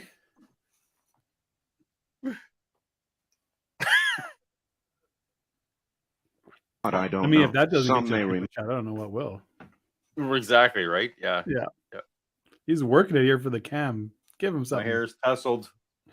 Make it rain. But what you will hear tonight will be a consistent thread indicating there is obviously something that comes after this life. Wildcard Line, you're on the air. Hello. Hey, Art, how's it going? It's going fine. All right, this is Tony. Tony from Las Vegas. Hi, Tony. 2 Las Vegas calls in a row. Yes, sir. I got a Did you know about Vegas Day? Nevada No. Day.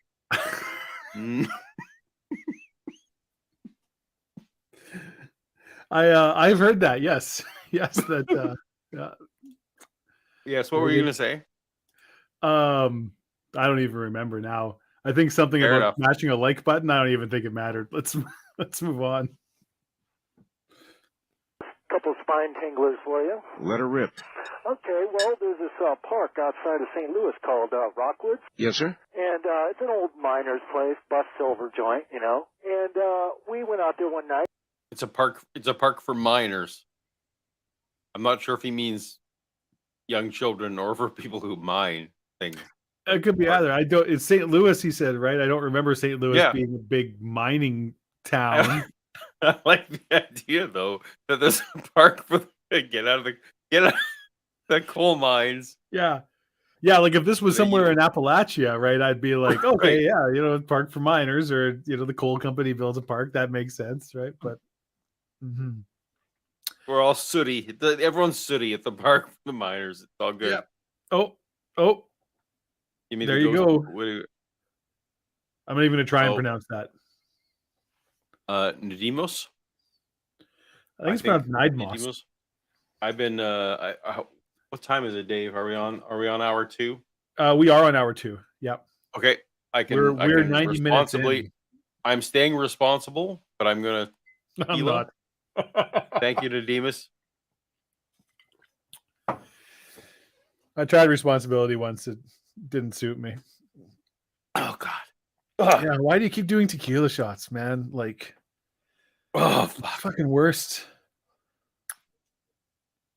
This is a mistake. Yeah.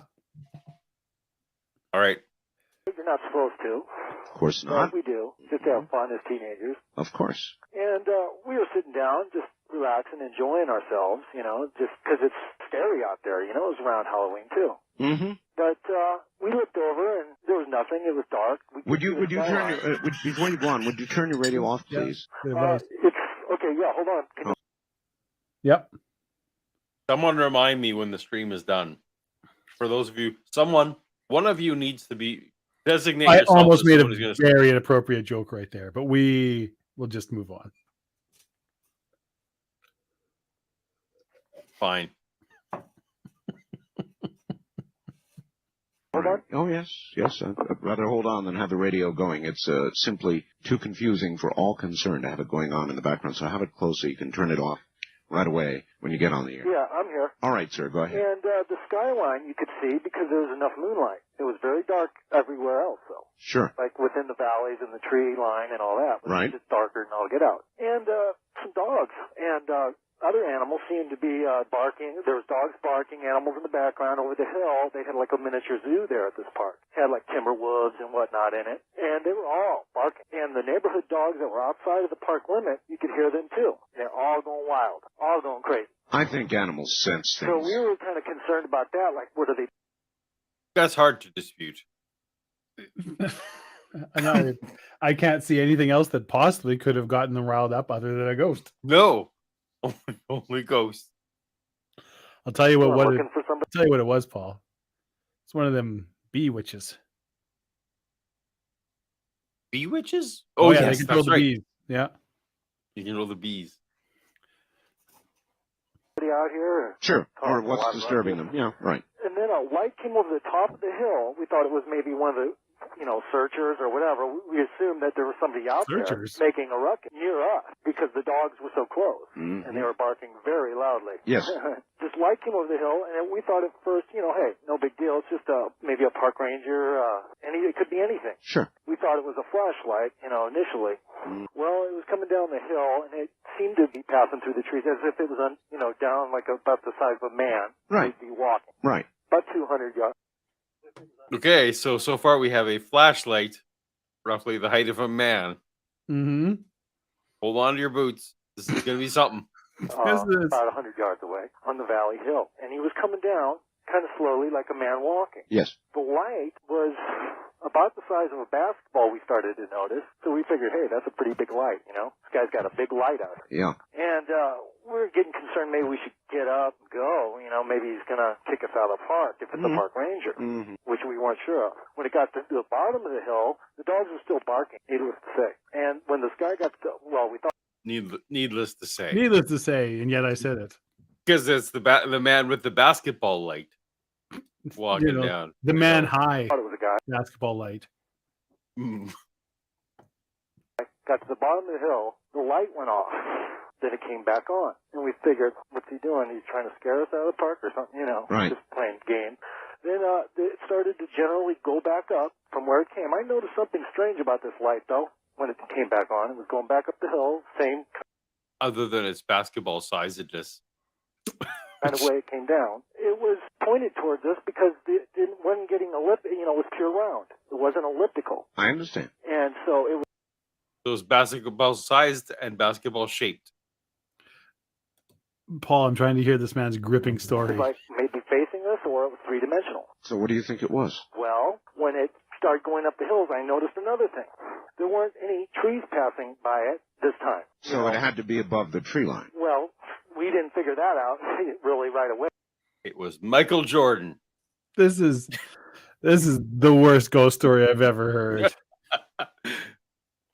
He had a light that was basketball shaped and basketball sized, and it was floating above the trees. Yeah. This feels like, remember when you don't remember, you're too young. When the Harlem Globetrotters were in the were like a character in all the cartoons for some reason.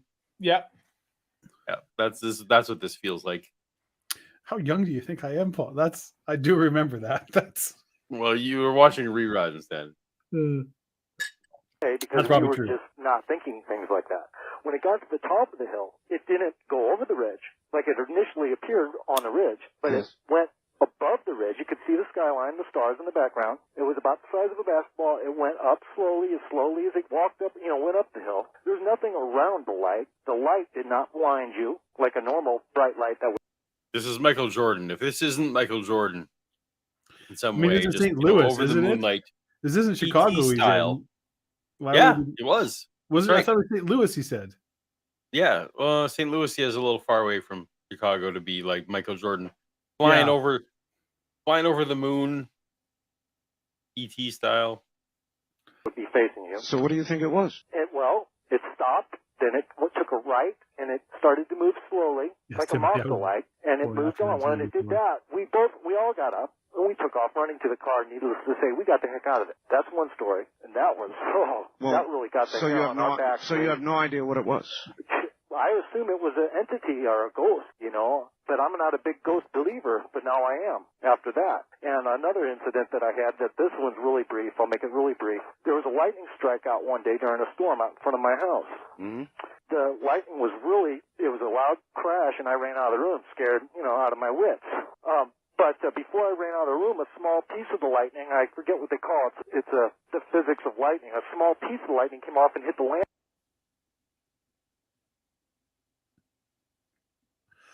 By far my favorite part of all of this is I'm watching the screen right now, and I can just see you dying inside as this carries on. Dave, a piece of the lightning, Dave. A piece of the lightning. With the I don't know the exact. I don't know the exact physics of it. Lightning physics. The lightning physics. The piece of lightning came off. And I figure, anyways, it was a ghost, man high, basketball shaped. The dogs are barking. But I'm going to keep it brief. Get that Alabama guy back on. His story was to the point. Yeah. We ran over the woman. She disappeared. Then there's no ghost there. So I ran out on all fours. The next day, I went in that room to replace a light bulb because the lamp needed one. I'm sure it did. No light. So I went, got a light bulb, and went up to put it on. There was no light in the room. Nobody was home that day. The light bulb fell out of my hand, hit the ground. I saw it. There was enough light coming in from the other room to where I could see the light bulb bounce a few feet. So I went and I looked for it, couldn't find it. Got a flashlight. Looked through it for 2-3 hours. I looked for it. There was 2 radiators in there. I looked under. Wait. This is the worst fucking ghost story ever. So remember what I said about how there's certain people, Scots, Irish, like a good Southern. That's the storytellers you want. They got the tradition. Apparently, St. Louis is the antithesis of that. They're the dark void, the other end of the seesaw. If you ever need an MC for a wedding or a thing, don't get someone from fucking St. Louis, because they're going to go on and talk about how they spent 4 hours looking for a light bulb and they couldn't find it because a piece of lightning came off. They're good at jazz, so stick to that. But okay, so lightning came off. I was trying to change a light bulb. Yeah. I dropped the light bulb. It bounced. Mm-hmm. Light bulbs, I don't have the rubber light bulbs. I don't know. And then I spent the next 2 or 3 hours looking for the light bulb. Yeah. Just 2 hours of where's the light bulb? I think he actually said 3 or 4 hours, wasn't it? Not 2 or 3, but either way, it made multiple hours. I spent the equivalent. I could have watched an extended Lord of the Rings movie. Unless you think, Paul, that he didn't do a thorough job. He looked under not 1, but 2 radiators. There were 2 radiators, either of which a light bulb could easily have fit under. And you would think to yourself, I bet I know where the light is. I bet it's under the radiator. But you'd be wrong, because he looked and it wasn't there. So where could it be? The ghost realm with Beetlejuice. If he had have, if Dave, if he had had a basketball-sized, basketball-shaped flashlight, he probably wouldn't need to spend so much time looking at it. Well, where are you going to get that except a piece of lightning, Paul? Come on. Everything. There was no furniture in there because we were remodeling. Okay.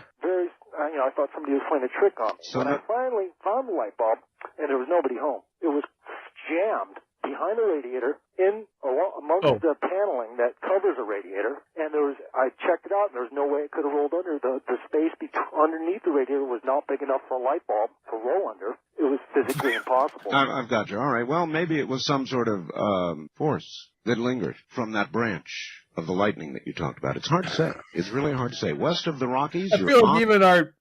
I feel like Art's like, this story's done, because maybe it was that lightning you saw.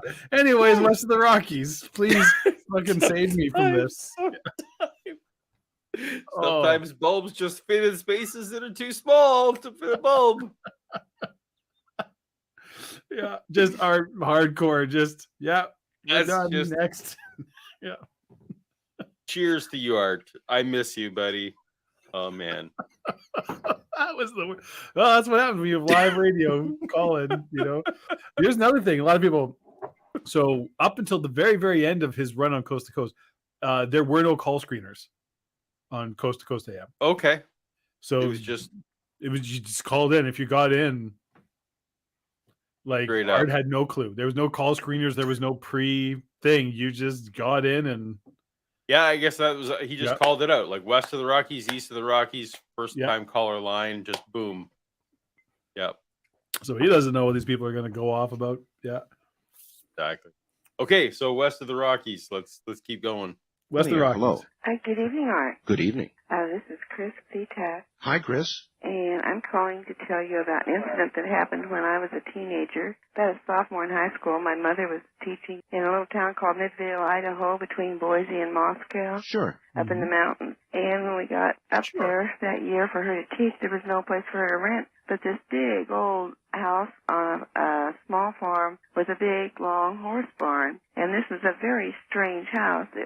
I guess it had been used as a hotel at one time. And so it had lots and lots of little rooms in it upstairs. And my brother slept downstairs in one room, my mother in another room. And all the cats and dogs stayed down there, but I chose to stay on the second floor. And a little room next to a stairway that went up to a catwalk on top of the house square. And I had a window in my tiny bedroom on that side of the house. And one night it was real bright moonlight. And I took a chance to walk up on the catwalk to see, it was so beautiful out in the valley and around. And then I went back down and stepped into my bedroom and lay down on my bed. The moonlight was shining in real strong through my window underneath it. And, okay, we don't have a lot of time. Okay, there was a boy sitting on the end of my bed. And I thought, I never even had friends over, let alone boys. But I never thought anything strange about this at the time. And he started talking to me, and he said, he said, I slept in this room once. He said, I was riding for the Pony Express. And he said, and I was... So she's like, there's a boy in my bed, I never had friends over, much less boys. But I didn't think anything weird about it at the time. What the fuck? What? Why even if we don't think this is a ghost story, there's a random boy in your bed, and you're like, well, this isn't weird. This is just a thing. Oh, it's just what happens in my town. It happens in the mountains, I guess. But yeah, apparently he rode for the Pony Express. I cut her off right when it was. Was shot and killed. Now, wait a minute. How could a boy be in a room where he shouldn't be in your house and you not think anything strange about it? I didn't at the time, but the more I got to thinking about it later on. I mean, why weren't you saying to yourself, what is this guy doing here? I know, I should have. But I felt no uneasiness, no unrest. I was just listening sort of compassionately to him telling a story about how he had stayed there and he had been shot and killed. Well, that should have tipped you off also. So that he couldn't finish his run. But what really got me, made my hair stand on end, was, I turned over and went to sleep like nobody'd been there. And the next day, I went down to check my rabbits that were in the horse barn, Right. And I reached up above the stall in order to step over some of my rabbits, and I pulled. Do you have any prediction? Do you know where this story is going? So there was a strange I'm boy in going my to room. assume she pulled down some kind of old Pony Express bag or badge. There was something that was like, this is a Pony Express thing. All right. Yeah. So this isn't rabbit specific. No, much like the little window in her room, she went to detail to describe it. Actually, had nothing to do with the story at all. Yeah. Yeah, she's not into economic storytelling. That's fine. No. Down a rusted old pistol. Oh, you're kidding. No. Huh. I appreciate the story, dear. Thank you. I guess it may be that you... No, I missed it. I'm not a rotor or wine. Yeah, it doesn't matter. It was something stupid she found. Yeah. But Art also he's similarly shuffling her off stage. This didn't compel him. Art's just like, you didn't think it was weird that the boy was in your bed, and then he told you he was dead, and you didn't think that was weird. No, but here's the part I thought was weird. Okay, well, rabbits. All right, yeah, all right. You would have to imagine that an entity has a way of putting the person it decides to be in the presence of at ease. There would be no other way to explain that. Otherwise, she should have been utterly startled. I mean, with somebody just appearing in your house where they ought not be, that is at the very least a break-in and something you would not. I mean, he's not wrong. I've had my 2 shots of tequila, so I'm keeping rolling with it. But I can think of other other ways that you can resolve the story without the ghost putting people at ease. Carry on. Be immediately concerned about, but there may be a way that these things put you at ease, so people don't have heart attacks, so that people don't die on the spot of fright. And believe me, it's possible to die of fright. So maybe in making their appearance, these entities have a way of calming you. I suppose one might suggest as a spider may paralyze and calm its victim and sort of store it and keep it for a while, but not with that same intent in mind. Otherwise, you'd have a heart attack and you'd die of fright. So you simply... Sorry, was that? Let me just come up with some kind of explanation about why this isn't just crazy. We're going to... Yeah, I'm just doing an ad hoc. So I actually, even though Art pretty clearly didn't believe it himself. Right, if you believed in like ghost evolution, for example, you'd say the ghosts with the best haunting abilities, would be the ones that could keep their victims from dying somehow. Like I guess I don't know. I feel like this is a great ugly person trait. I would, but yeah.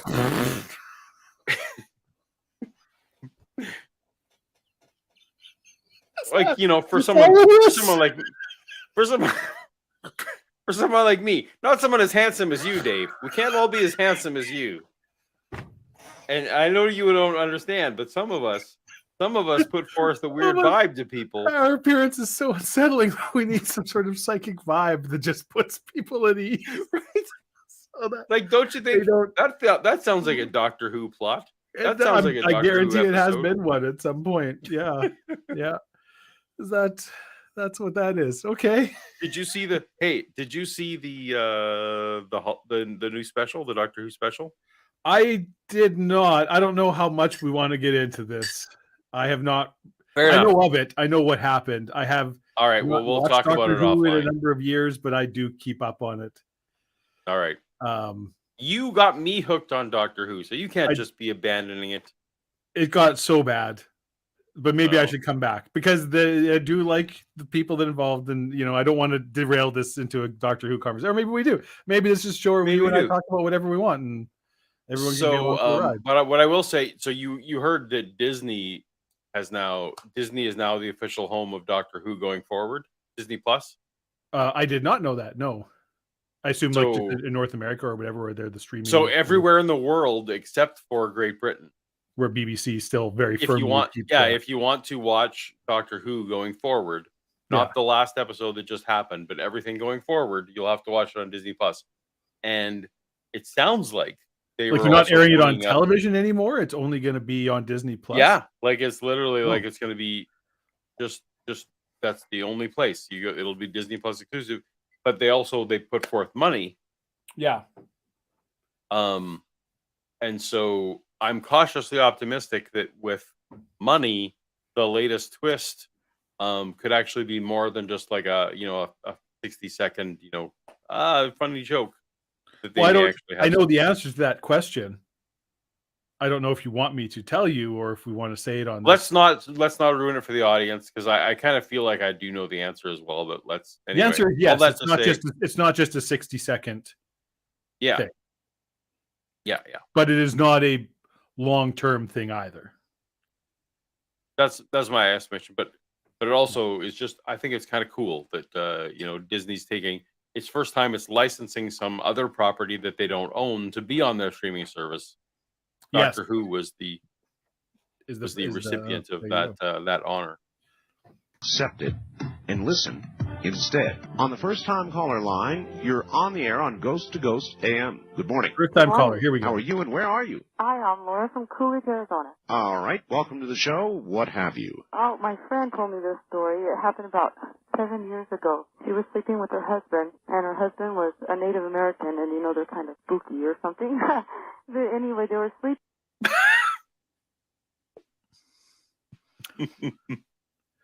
Okay. Welcome to 1996, everybody. When you could just say stuff like that. It was a different time. No, dear, they're spiritual. Yeah, yeah. And she woke up and there was like a bull's head or a demon-looking thing hanging over her bed, and she heard.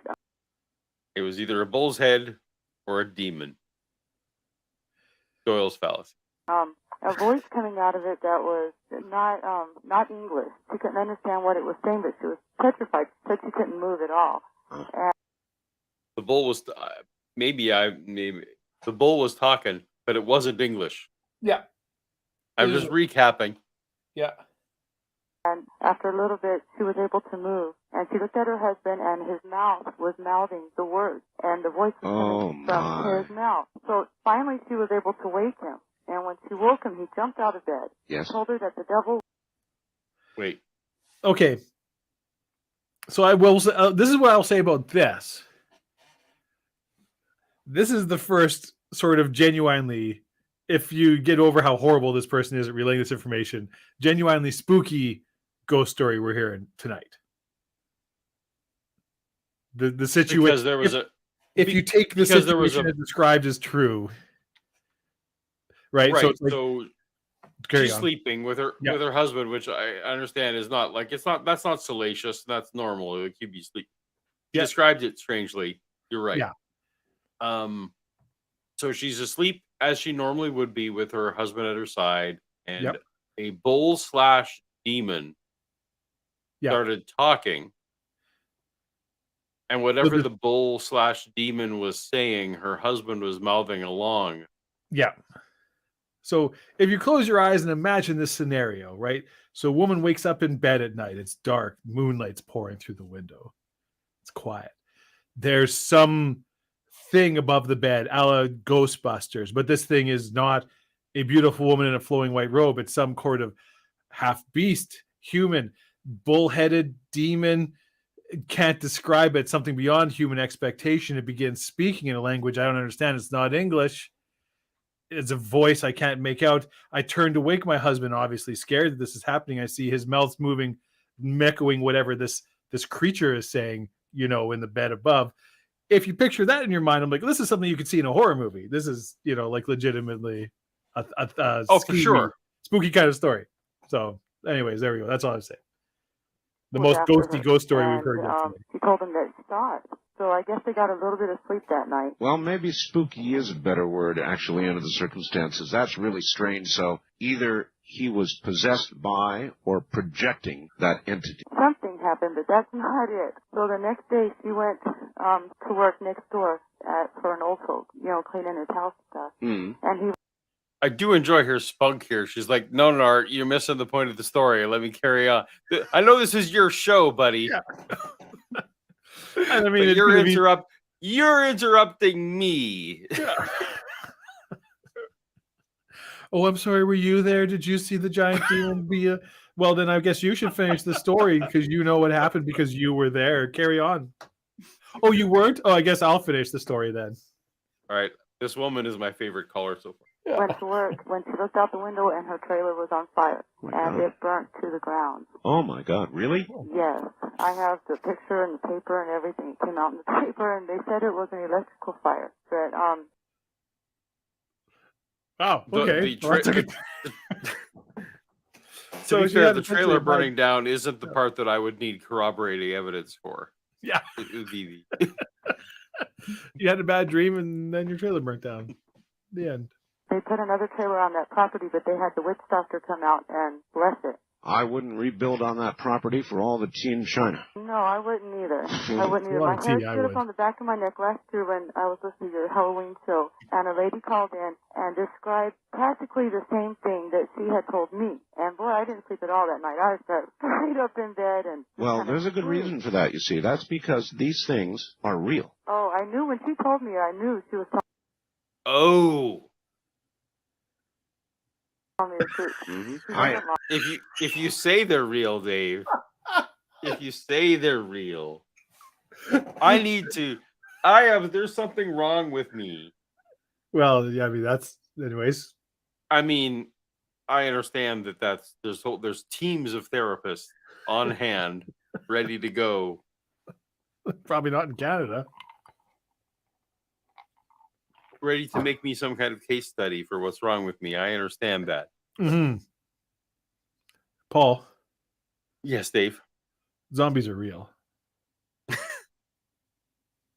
Well, there you go. They're really real. I'm telling you. So real. I appreciate your call. Thank you. Now, you tell me, was he projecting that, or was it something within him? I don't know. I'm not sure. And I'm not sure that was a ghost either. That may have been closer. That actually is my point as well. So this is mixing things. So this seems more like a demon. Mm-hmm. Like, let's grant that, like, everything happened exactly as it happened. Yeah, it doesn't seem particularly ghosty. This seems more something it a little more. It seems more in the category of the demon or haint or bogeyman of all types. Yeah, exactly. This is less a spirit trapped between worlds. Mm-hmm. But anyway, who am I to know the motivations of any given ghost? Some are friendly, some are not. Some burn their place down.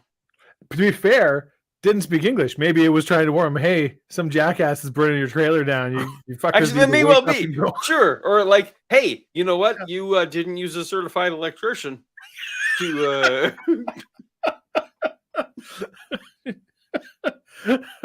Oh, you dumbasses real proud of yourselves? You saved $50.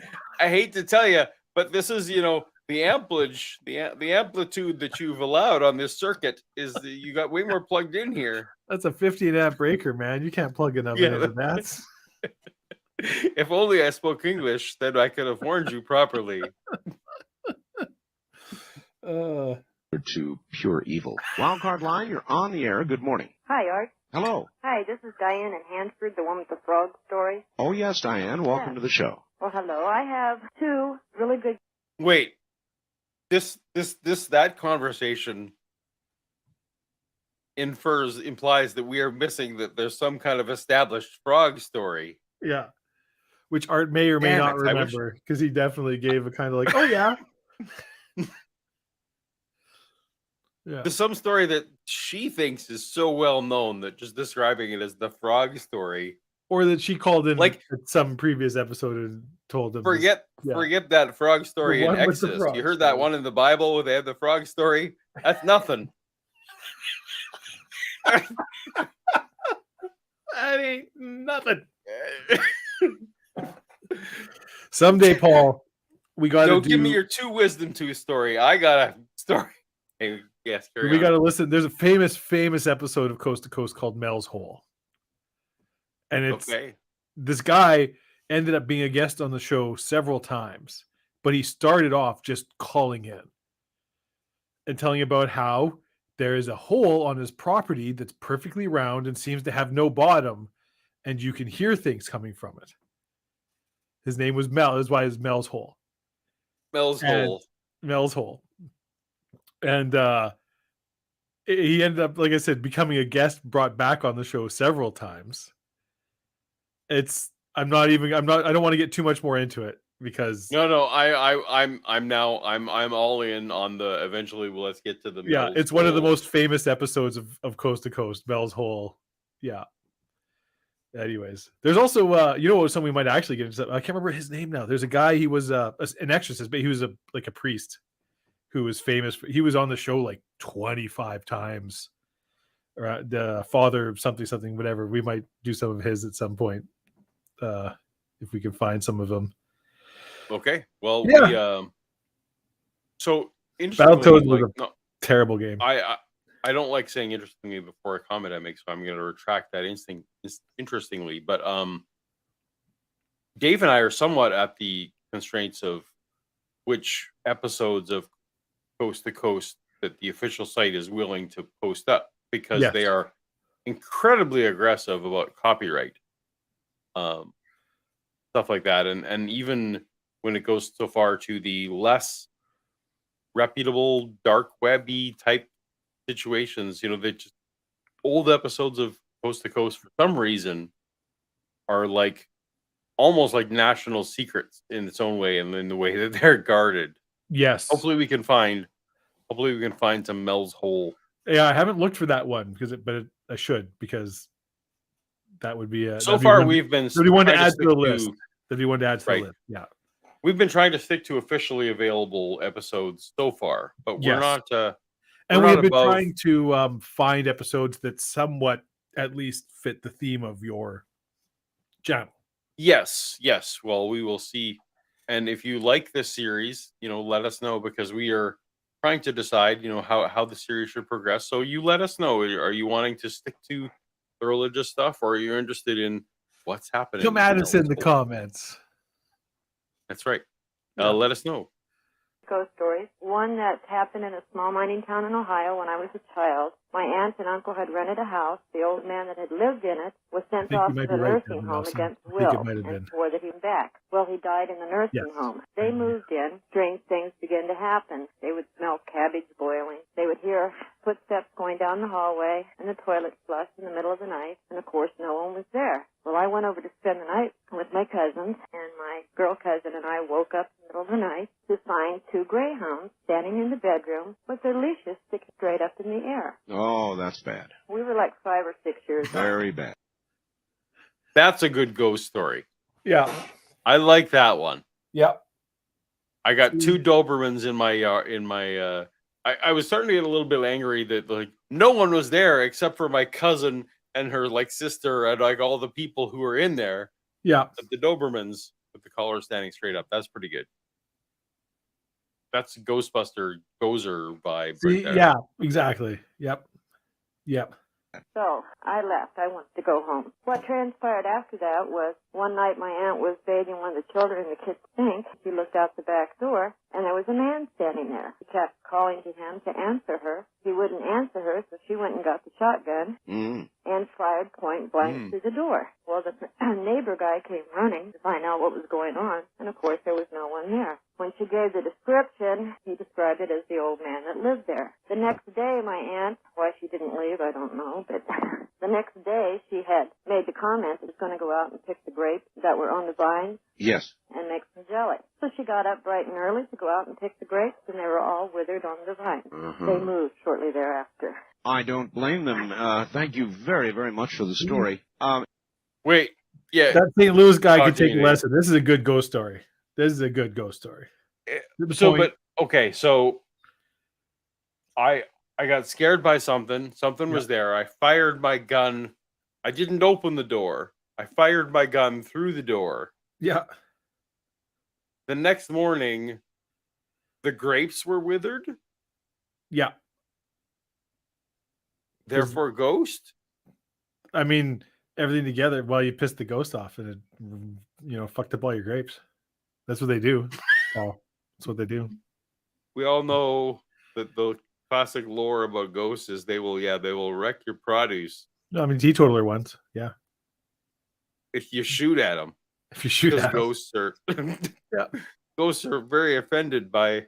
The ghost started it screwing with her buckshot. dog. They can't get hurt by the buckshot. I don't know. No, but they don't like loud noises. Oh, that makes sense. It's the loud noise. Everyone who knows anything about ghosts knows that. Right. I will say there was a comment way back there, something about grim grinning ghosts with the bass singer Throw Ravenscroft. It is a great song. And I would suggest that person check out the voice play rendition of that song featuring Jeff Castellucci, which is very good. Anyways, moving on. This comment? Yes, that was the one. Richard Williams. There you go.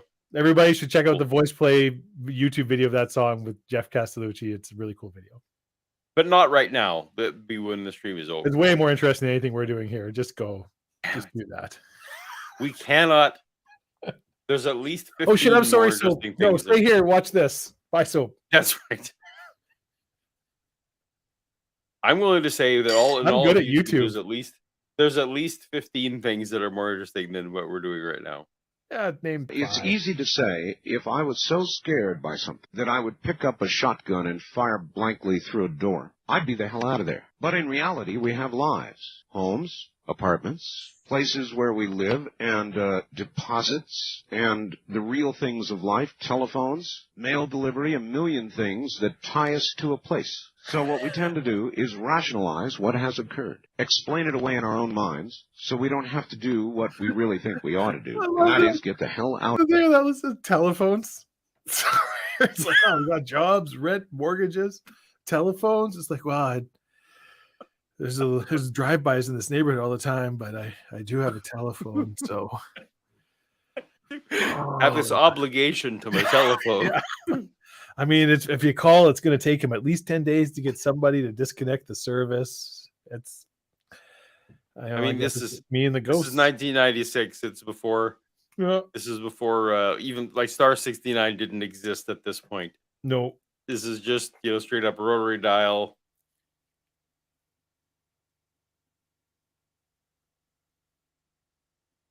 All right, off we go. Yeah, off we go. Yeah.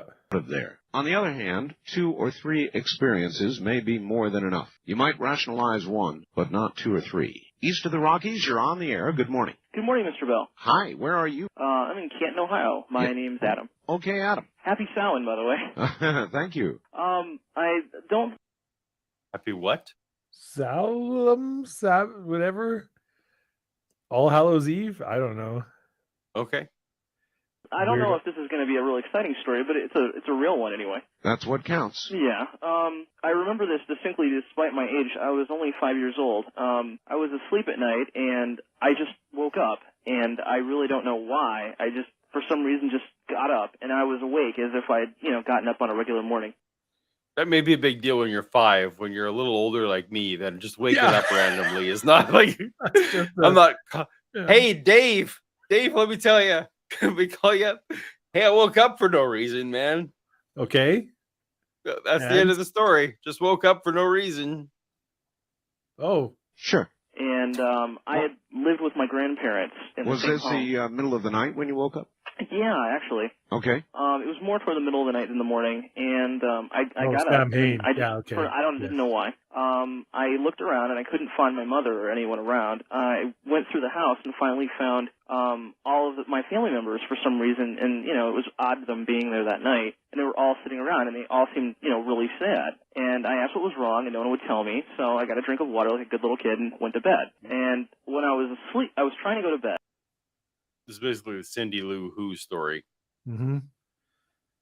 And I looked up at some point and saw something at the foot of my bed. This is a very common story, I'm sure. It looked kind of greenish white, and I just, as a kid, I just saw that. It's the Grinch.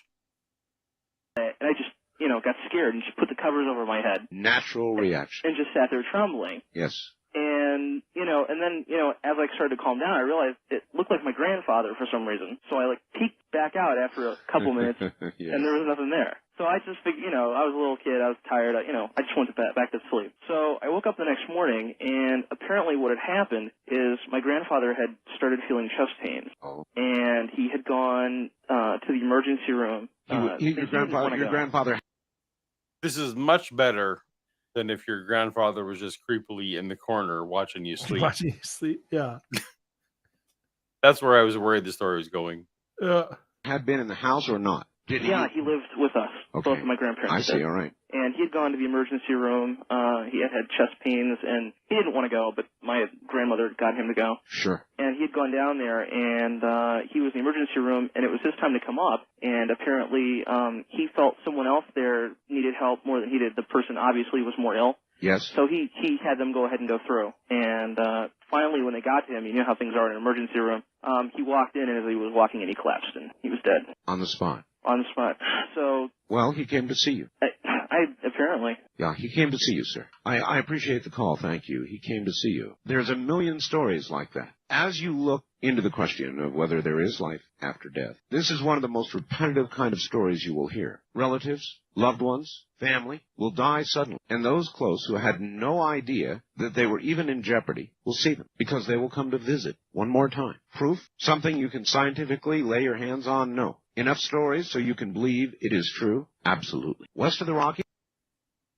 So I've done a lot of research on NDE, near-death experience type stuff for my various videos and my own trying to figure out what's real in this universe.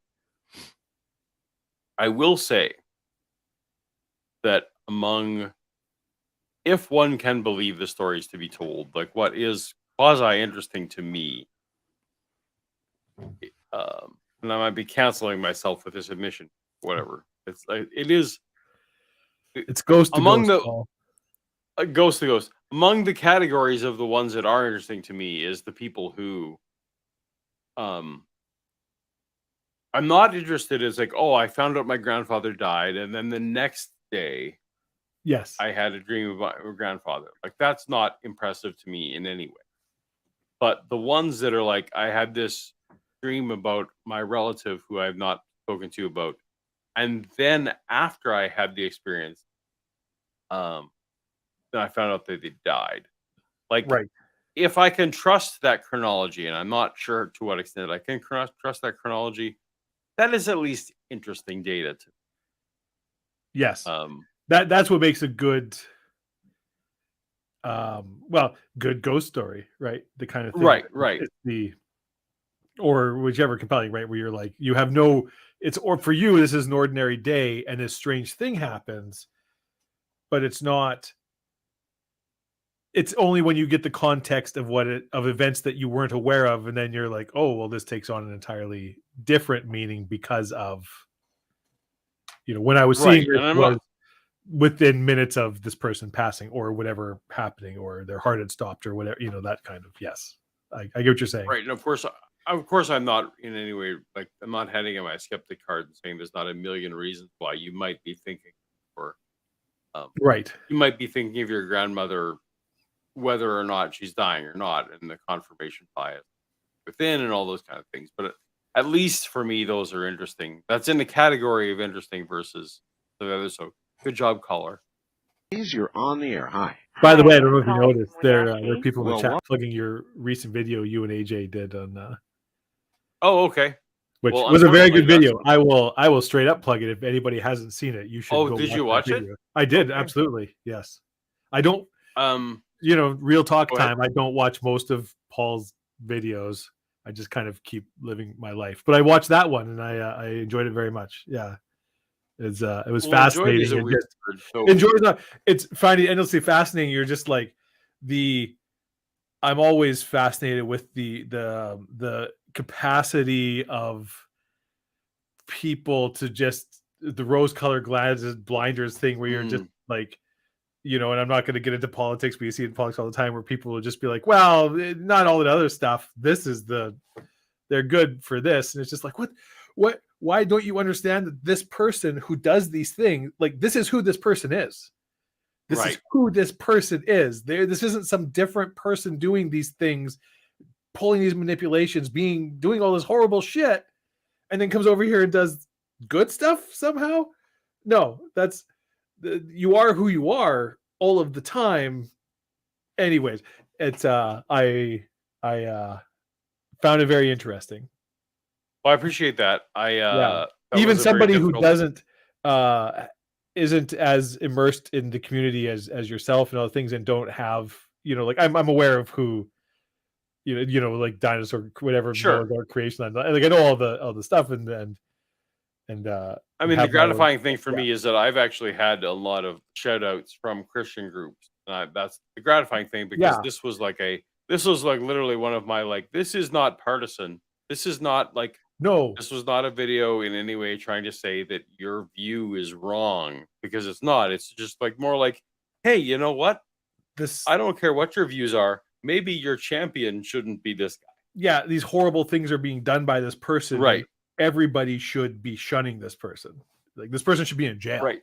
And, right? So I'm gratified by the number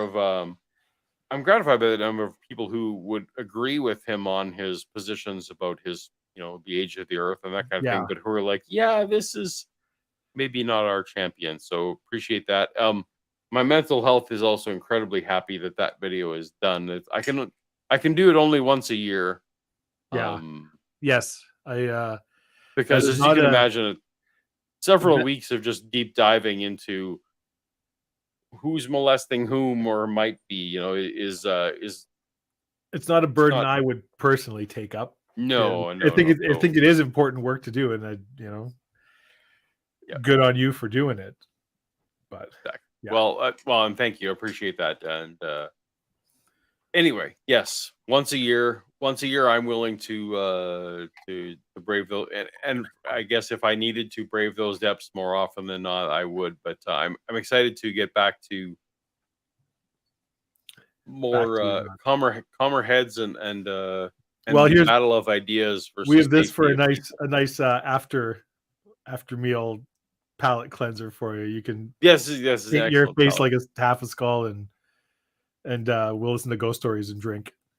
That's right. Welcome. Yes. And I'm not sure if this is a ghost story, but it scared the heck out of me. All right. I was asleep one night, and I was having a nightmare that somebody was trying to kill me, and I tried to wake up because I knew I was dreaming, and then all of a sudden I felt like somebody had just put their knee or pressure on the bed. Oh. And that just scared me so bad, and I was struggling. All right. So, Dave, have you ever been in a situation where you suspected you might be dreaming? Like, you're in a dream and you suspect you might be dreaming? Like, has that ever happened to you? Yes. I've also many times in my life had what you call it, night terror, or like sleep paralysis, where you're kind of sort of semi-awake, but have yet no control over your body, and you're aware of what's going on in the world and room around you. Possibly you can hear people or go, but you can't move or speak or act. Sometimes you even have a hard time breathing because you sort of panic and go. I've had that happen to me, not so much like in the last 10 or 15 years of my life, but through teenager time. I know that's common. I didn't actually know that. Yeah, I didn't know that you'd had it multiple times. Wow. Yes, it is truly it is a terrifying feeling. It's a horrible feeling, but I've had that feeling too. So you would absolutely be aware of what's going on in the world, but can't do anything about it. Or I've had not so much like lucid dreams where you're dreaming, but you know it is a dream. Right. I've known people who have, and you know, who've actively chased that state. Okay. You know, with lucid dreaming experiments, right? We're trying to be a dream where you can control, a dream where you're aware that it's a dream. You know, and then you can get like a Star Trek holodeck kind of experience. Anyways, I'm sorry, I kind of went way off on a tangent there. What were you? No, that's right. So all I was going to say was I don't know the veracity of it, but for me, it's become a thing that in the last 10 or 20 years has been a constant for me. Is that if I think I'm in a dream, I go and try and seek out something to read, because I've heard, and it seems consistent for me, that in a dream you can't read things. You know where I heard that? Maybe where'd you hear that? Batman animated series, like maybe. Yeah, it was an episode of Batman, like the old Kevin Conroy, like the original Batman show. Yeah, I love that show, and same thing. And actually, frankly, I consider that a reliable source. Like that show was so well written. But anyway, I have now several times it's happened to me where I'm like, am I in a dream or not? And I've sought out something to read, and and in the dream I've like found a newspaper or a journal or whatever, and I literally can't read it, and then I just wake up. That's like the what's the Nolan movie with the spinning chop, you know, where it's like you're Inception, right? Not Memento, Inception. Yeah. But that same kind of thing, like how do you test it's a dream or not? You have your thing to that you can use. That's So it's always worked for me that I can't read in dreams. So so it'd be anyway, let us know in the chat or in the comments if you can read in dreams. If you've defeated my my litmus test, unfortunately, and I'll need to come up with another one.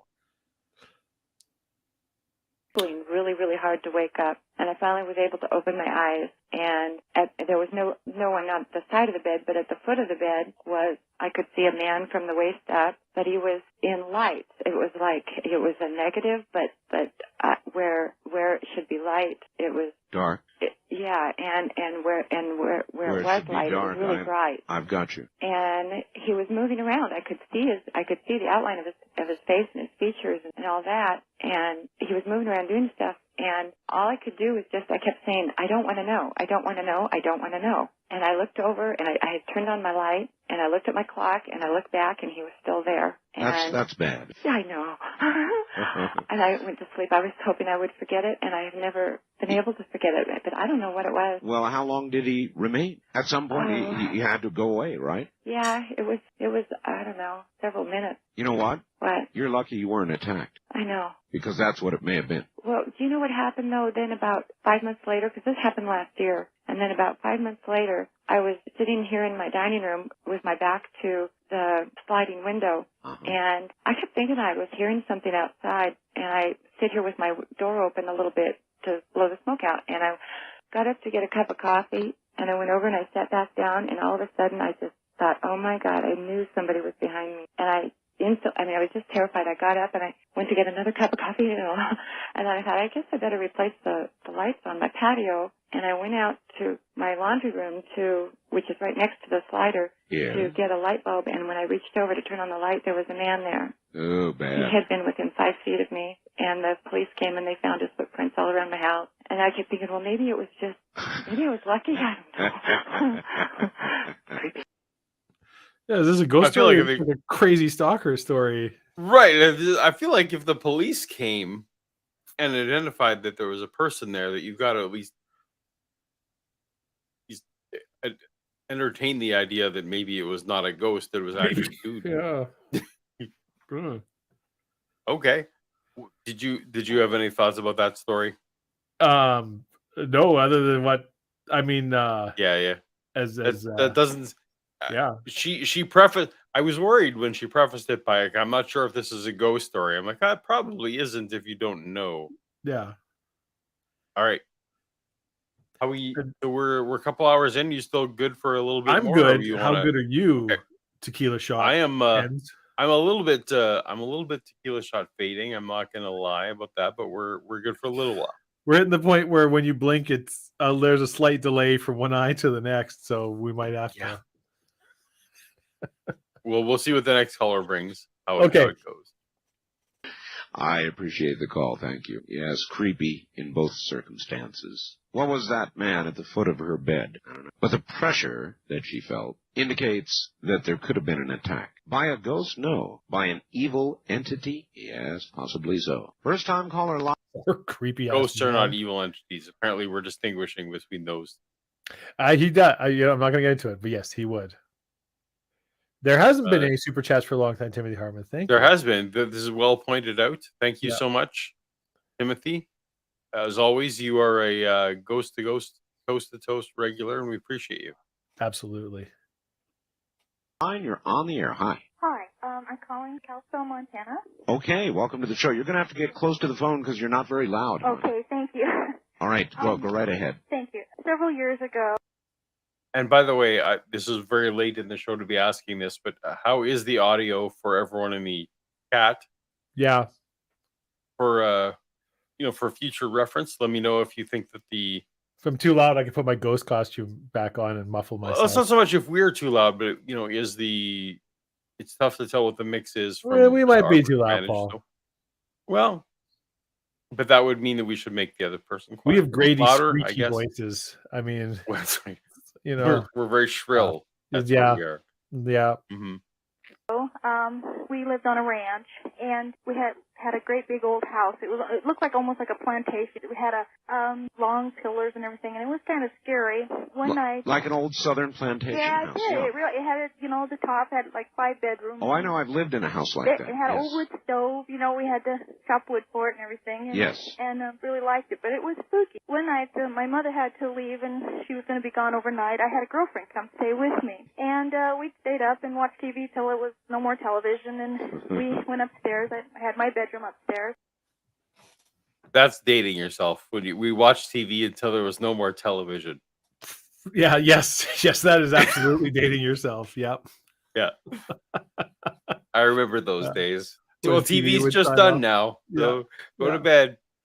Yeah. It was a nice evening. It was summer, and it was a moonlit night, and we're talking and laughing, telling stories as girls will. And all of a sudden, I heard something outside, and there's an old tree had grown there, and it was real close to my window, some of the limbs, and I thought, well, the wind must have come up, it's knocking against that window, and we looked, and it wasn't. And I kept listening, and I thought, well, that is a very familiar sound.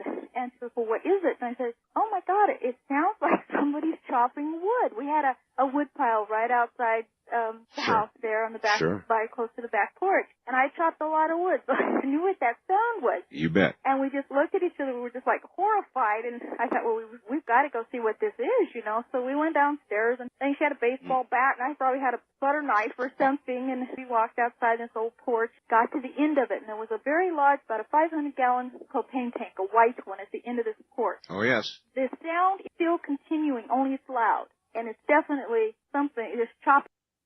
I want to get a huge 500-pound propane tank in my area. So weirdly, in Nova Scotia, for whatever reason, we don't get natural gas here, Dave. You can't just get natural gas to your house. No, because you're right. The natural gas. You're you're not on an island, right? You're on Nova Scotia proper, not that far from Halifax, right? I know, right? And so, but nothing so even though natural gas comes from here, it's not served up to people's houses like I'm used to in the prairies, where you can just, hey, I'm going to sign up for natural gas. Not just the prairies, damn near everywhere. That's as far as I know. Right. I've seen it in some places in BC where it's all mountain, right? So it's like there is no dirt; it's all just rock. Right. So running lines is no, this is a significant undertaking if we're trying to, put lines through here because you can't bury them. I've never heard of that. That's interesting. All that said, I'm envious of my neighbors, so I've learned so many things. So I've bought a snowmobile, snow blower for the first time in my life, because the snow here is I got a fancy new one to try this year. I'm excited. This crazy heavy garbage. Yeah, you get that very wet. Yeah. Yep, very wet. I got an electric one because I'm all about the electric and not about the gas stuff. So that out. Yeah, you roll. Yeah, well, we'll see. I'll show you a picture of the new one. The new one here. Let me see if I can find it. Also, there seems to be a consensus that we could certainly up the volume on the coast. All right. Well, that was what I was wondering because it felt a little bit quiet. So let me see if that is something I can actually do on the technology that we're using. I won't badmouth, but it will also mean in the future I can actually mix it higher when I create. Yes. Anyway, all that to say, I am incredibly envious of anyone who has like one of those giant propane tanks. That's something I didn't anticipate ever lusting over after, but is now a thing. Wood, and I'm going, oh my God, and so we were too scared to step off the porch and look around the house, and all of a sudden the noise stopped, and we're just like frozen right there, and I looked over, we're looking towards the propane tank, the moon is just right, and all of a sudden there's this long, dark shadow, and it's floating, and it's in the shape like of a person. It had a head and shoulders. It looked like a man's shadow, a very tall one, and it's floating across that propane tank towards us. And good night, Dapper Dinosaur. Sorry, I'm saying good night to Dapper Dinosaur. Yeah, did you find your picture? I did. I'm just I have the website of the manufacturer up, so I'm just scrolling to find the. All right, fair enough. The ran appropriate to one. the door, and I grabbed the door, and she would shove me out of the way, and she'd grab the door, and we were out there like 5 minutes just trying to get in the house. We finally got in. We stayed awake all night. I was so scared. The next day we went out, and there was wood had been chopped, and it was thrown, just Can we thrown see all over the barnyard. that? Oh, it's kind of blurry. Let me well, hold on. Let me solo layout you here. Okay, that's what you got. That's snowblower right there. 2-stage track. Yeah, that's a proper 2-stage gas version. Yeah, absolutely right. You can have 2 feet of snow. That'll cut right through it like nothing. Electric. I came from where I used to live. I actually literally had just like a push mower. It didn't. It was powered by nothing other than me. Oh, no, it didn't even have the gas for the blades. Like it was just no, it was like it's just the push mower. Yeah. So weirdly when it comes to yard work, I'm this hippie guy in a weird way. And so was it a 3-stage? When I was doing my research here, my yard here is 3 times larger than in Alberta for whatever reason. And so I was doing all the research, and I felt like it seemed like the consensus was that electrical stuff is now on the cusp of being good enough. Oh, it is. Like I understand that I'm an early adopter and that it's not quite powerful enough. Like it's not quite where it is, but I'm willing to be one of these guinea pigs. It's like I'm on the edge, and so we got our mower, and we're doing okay with our entirely electric mower. Is it battery or battery is it powers? Yeah, it was battery. Not so. When I was a kid, we had the weirdly like the plug-in one. Yeah. Hey, you're dragging a cord around, and you're constantly in fear you're gonna mow over your cord. Yeah. But now you can get like anyway, battery units or those batteries. Same system. Expensive. I'm now in the same system for snowblower. I will report back here at some point in a few months to let you know how that's going. I'm excited. But we're hippies. We're trying to be hippies / suburbs compatible with our suburban people here who are just like, yeah, let's just fire up gas and we're just burning stuff because we can. Yard and all over the yard, and I wish they'd have stacked it. That would have been nice. Whatever in the hell was out there wasn't good. No, it wasn't, and it was. I never stayed there alone again without my mother there anyway. So. Well, let me tell you, teenage girls are dangerous things. Yeah. They really are. And I've had a number of guests lately, all of which have confirmed that teenage girls project things because they are so emotional. Their hormones are raging. I call it the Carrie syndrome. But teenage girls project things. And that may be what you did. That might have been. Or something may have been after you. Right. Yeah, within that home, there were odd things. This was 1996, everybody. 1996, you're allowed to, I guess, insinuate that the emotions of a woman can literally propel spiritual energy across the room. What with all those hormones and vaginas? What are you gonna do? So what can you do? Can you do? Yep. Yep. All right. That would happen. Sometimes I'd be at my room and I'm genuinely sad that Shannon wasn't here to and I would be like playing the guitar. To hear that, didn't want to be that bothered. would have been what something. Do you want? It sounded like my mother. 3 or 4 times this would happen. I'd finally go downstairs, disgusted they wouldn't tell me, and there wouldn't be anybody in the house. It was just so. The old home had belonged to a very large family. They built it in the 1800s, and they were still there, I think. Were you a pretty hyperactive teenage girl? Hyperactive. No, actually, I was very calm. Well, I mean, cool. inner emotions boiling. Yeah, I was probably, yeah. Well, there's been a lot of studies about teenage girls. I'm telling you, they project things, and so it may have been that, or it may be that you were very lucky not to have gone out there. Right.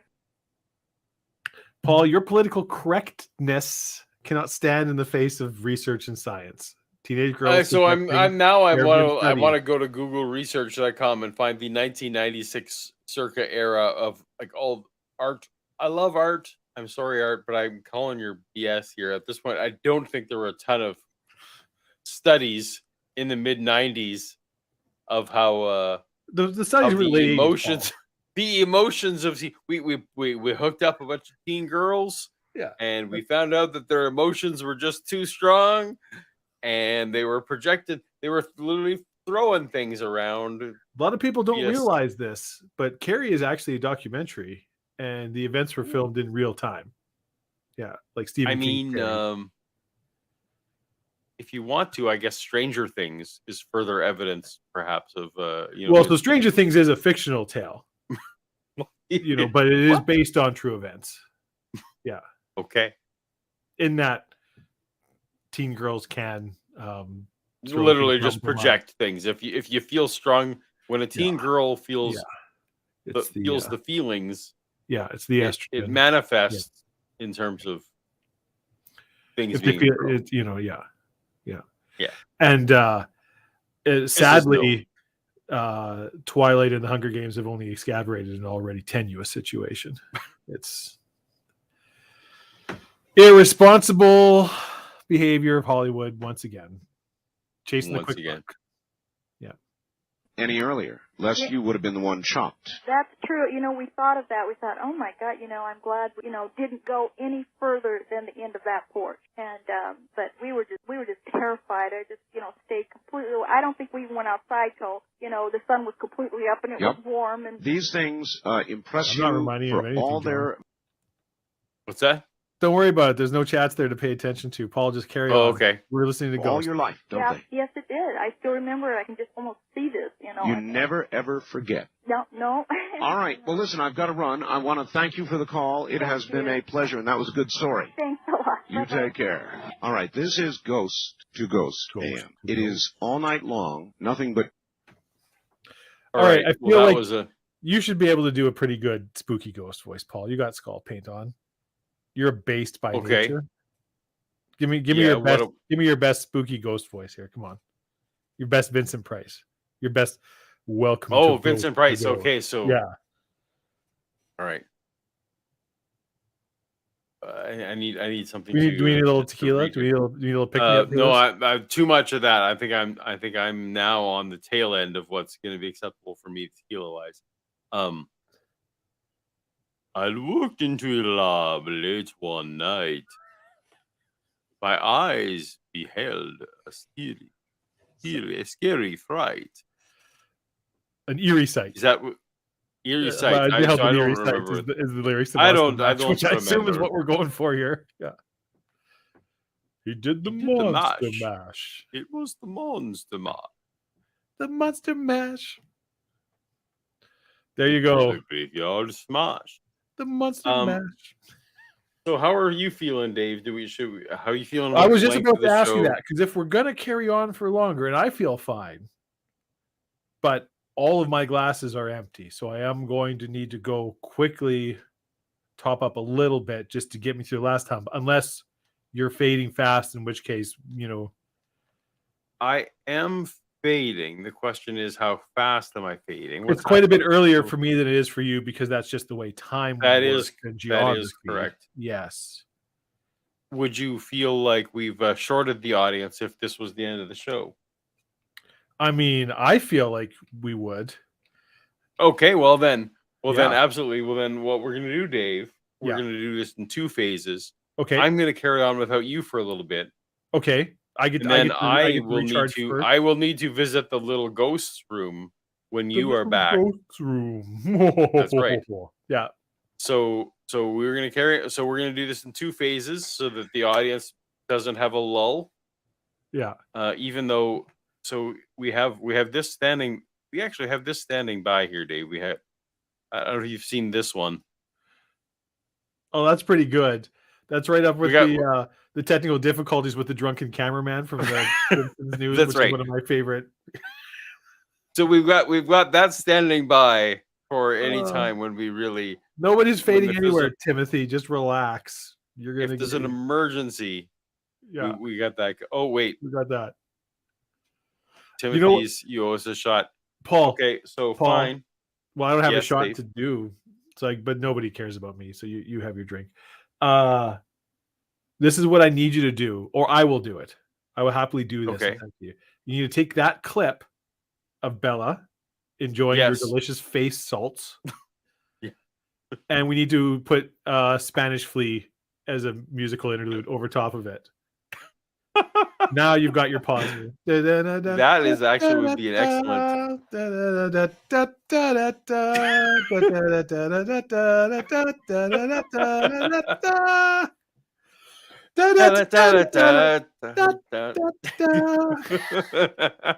Right? Perfect.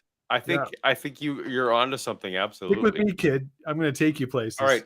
I'm going to keep listening to Art. You go deal with your stuff, and then I will deal with my stuff when you're back. Like a bunny. Okay. We're going to solo me up. First, you'll have to unlock your device. Okay, thank you. No, we don't need to unlock my device. Your real ghost stories. And so back to it we go. First time caller line, you're on the air. Top of the morning to you. Yes. Good morning, Art. And my mom says hello too. We both love your show. Hi to your mom too. Oh, okay, great. Hi to your mom. Say hi to your mom for me. Oh, she's right there. Where are you? In Albany, Oregon. All right. And this has happened, 83, 84. I was in the Navy at the time. Mm-hmm. Out in the middle of the Indian Ocean on an aging oiler called the USNS Pacific. I'll be darned. And I was a signalman, and there was myself and another signal. We're up in the signal bridge. The front part of the signal bridge, fairly open and spacious and everything, but the area in back was very narrow, and there's just like a small walkway. We were both sitting in what we call the signal shack, and in the back part. My favorite hockey team is, of course, the Oilers. So that's the first thing that I thought of with the aging Oilers. We have a few. We need to win a cup here before too many of them get too old. Area, and there's a doorway right in this room. Mm-hmm. And the ship being old and everything like that, I mean, there was no way. We ran this one up, down, sideways, whichever, trying to figure this one out afterwards. But, and it could have been someone trying to play a trick, but we really don't think so, because, we could hear anybody sneaking around. Sure. I mean, it's just that type of a ship. But we were sitting there, and all of a sudden on this door, on this hatch. In a way, those your little chat bubbles on the front there look a little bit like R2D2. It does. You're not wrong. Yeah. Yeah. For anybody who missed it at the start, this is my costume. So this is unreplied text message from Paul because I'm ghosting him. Get it? All right. Moving on. So I'm gonna play Art. You are not able to for the audience. I'm gonna duck out just for a second to all right for a brief bio break, but you're gonna carry on. You're gonna have to just talk over Art because you are unable to pause or not. No, pause. I have no power here. So you can just all right, listen in and speak over as if it was old school radio where you can't.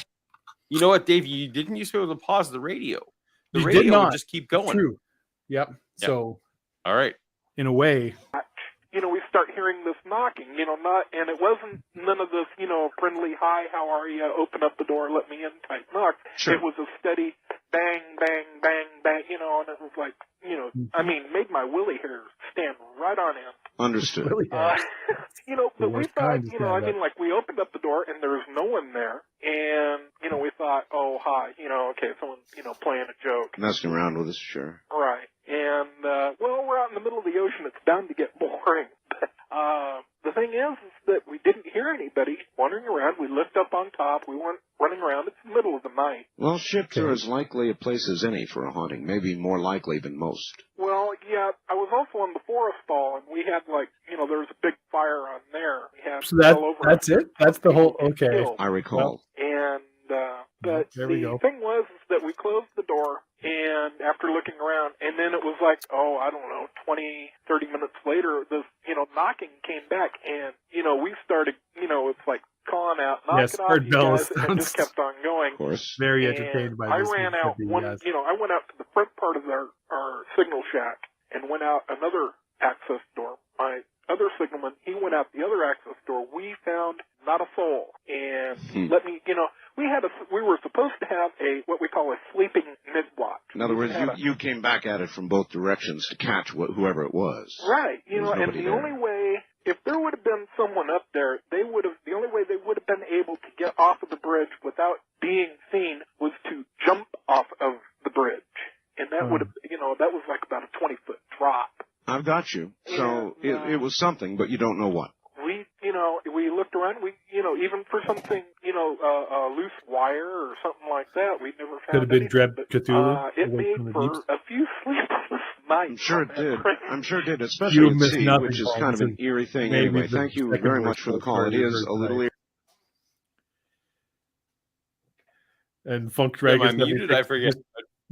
So I was able to, fortunately, do with technology, I was able to keep hearing what was going on. Yeah, I missed. You got wireless earbuds? Do have wireless earbuds. Boy, howdy, fancy. Yep. Yeah. I'm going to give you ear cancer. Don't come crying to me. I'm a full-time YouTuber now, Dave. Well, that's it. So you work at this 40 hours a week? I wish. I wish it was only 40. That would be amazing. Yeah. For some reason, this became like a 70-hour a week job. I don't know how that happened. When would you have there ever been a point in your life when you just worked 40-hour weeks and that was what you did? That has never been. No. I can't remember one. Yeah. No. I mean, when I was 16, I was working 40 hours a week and going to high school full time. So there was that. That was.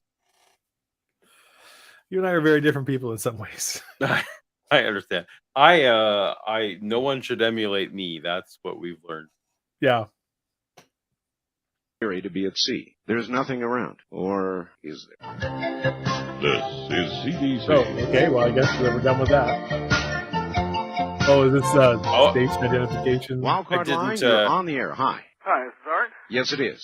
Yeah, hi, Art. My name's Tom, and I'm out here in Madison, Wisconsin. I'm a second-year law student. Wrapping up my chamber. Good, Tom. Welcome. I'm originally from Kodiak, Alaska. Ah, yes. Yeah, and we've got a lot of listeners up in Kodiak. Yeah, my uncle might be listening up there in Anchorage right now. I don't know, but anyway, this incident happened almost a year ago. It was on October 24th, 1995. Mm-hmm.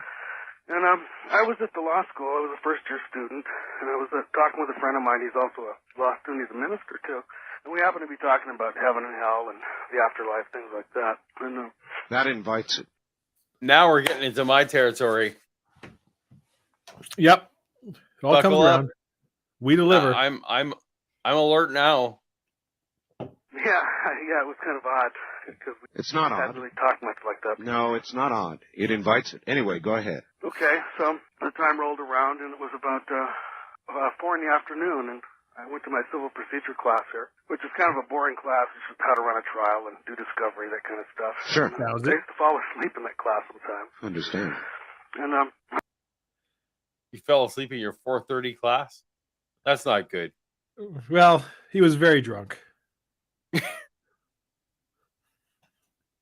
I was sitting there, and about little ways into the class, I just kind of was getting real drowsy. Thought I was drifting off, and all of a sudden, about an arm's length in front of me, in front of my seat, I kind of felt or saw. I don't know what it was. It's kind of, I don't know if I saw it or felt it, but it was at arm's length. It was about the size of a basketball, and I felt like it was. Was it a flashlight? Paul, shaped like a basketball? Paul, these two callers did not know each other beforehand. So explain to me, Paul, how these two random strangers could both have spectral basketball stories. If they were not right. Yeah. If there's not something to it. They both randomly made up a detail like that. It's like, come on. What do you, okay. All right. So I'm in law school. I'm a pastor. Somehow I'm a pastor. That's just that common combination of pastor, law school I students. feel a little sad that you've been shortchanging our fans and not really paying attention before all of a sudden the pastor shows up and now we have your interest. You've just been now I'm all in. Now it's like, well, the tequila's gone now for my graceful. Now we're. My mother was there, and she was saying, "Hi, son," and then it was like she was saying, "Goodbye, son," and it was about a minute. In the middle of a class. Middle of a class, and I didn't know if I was hallucinating or what, but I came to and I was very alert at that point. I understand. Was his mom playing basketball? And, the adrenaline suddenly I pumping feel like I real missed hard. something there. Yeah, real hard. I missed the basketball connection. Man, my earbuds are just falling out. All right, we're going back to you, Dave. And it lasted maybe a minute or so. The air looked a little swirly. You did that completely opposite. Swirly. I don't know if I really saw it or was just feeling it or what. But yes. At the end of that experience, which lasted maybe a minute or so, this thought entered my mind, and it said, "Well, when you get home, if one of your sisters called and says, yeah, I did that wrong. Yeah. That's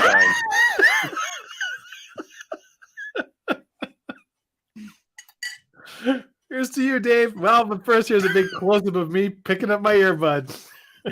All right. Well, there's nothing I can do about it from over here. So I need a producer. So exactly. You need a. Plus, they can look up clips of random shit we're thinking of on the internet when we're doing it, right? That's right. Absolutely. Mm-hmm. All right. Well, I've lost an earbud, and we're earbud down, and we're listening to pastors with moms playing basketball in the middle of class. I don't. Anymore. My wife says she was real upset that was your mom visiting you in class. And, was your mom alive? She was, and but she was in the terminal stages of cancer. Oh, I see. And as soon as I got home, my wife Lisa said, "Tom, one of your sisters called, and she was real upset. She wants you to call her back." Oh boy! It's funny. It was the same language that I heard in my mind, So You called up Teresa right away.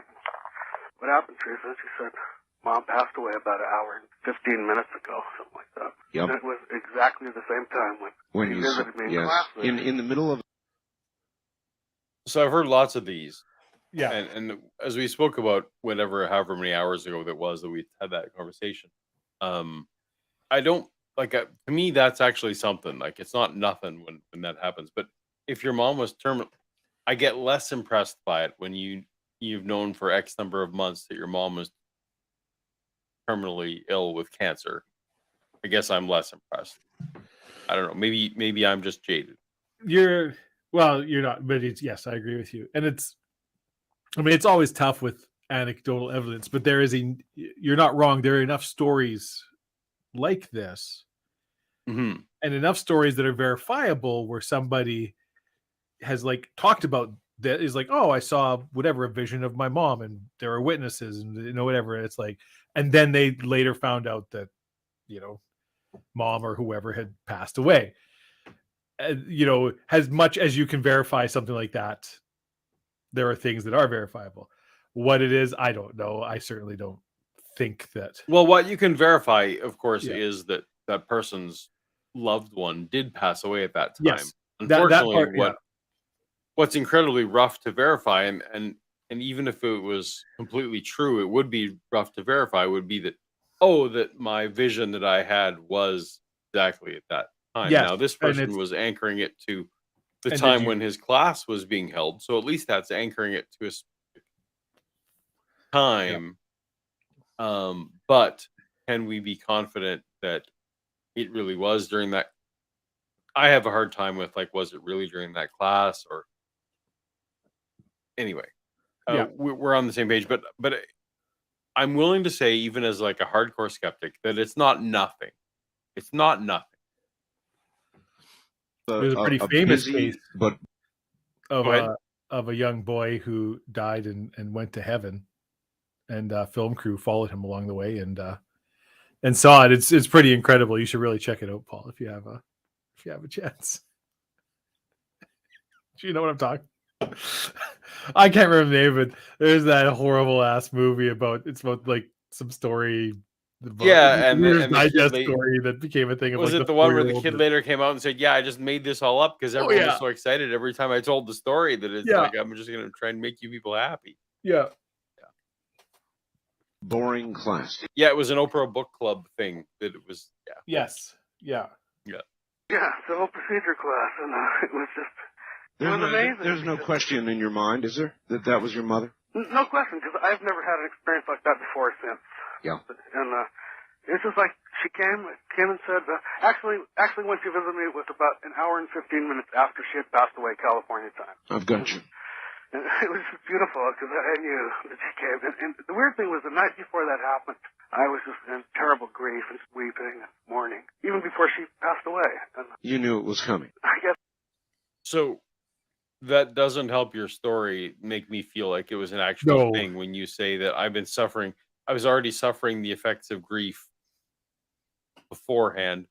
Again, I'm putting on my skeptical hat. We know that in terms of not near-death experiences, when it's the post-bereavement hallucination syndrome, that about 15% of people just experience that in general, whether or not, with or without mental illness as part of your history or not.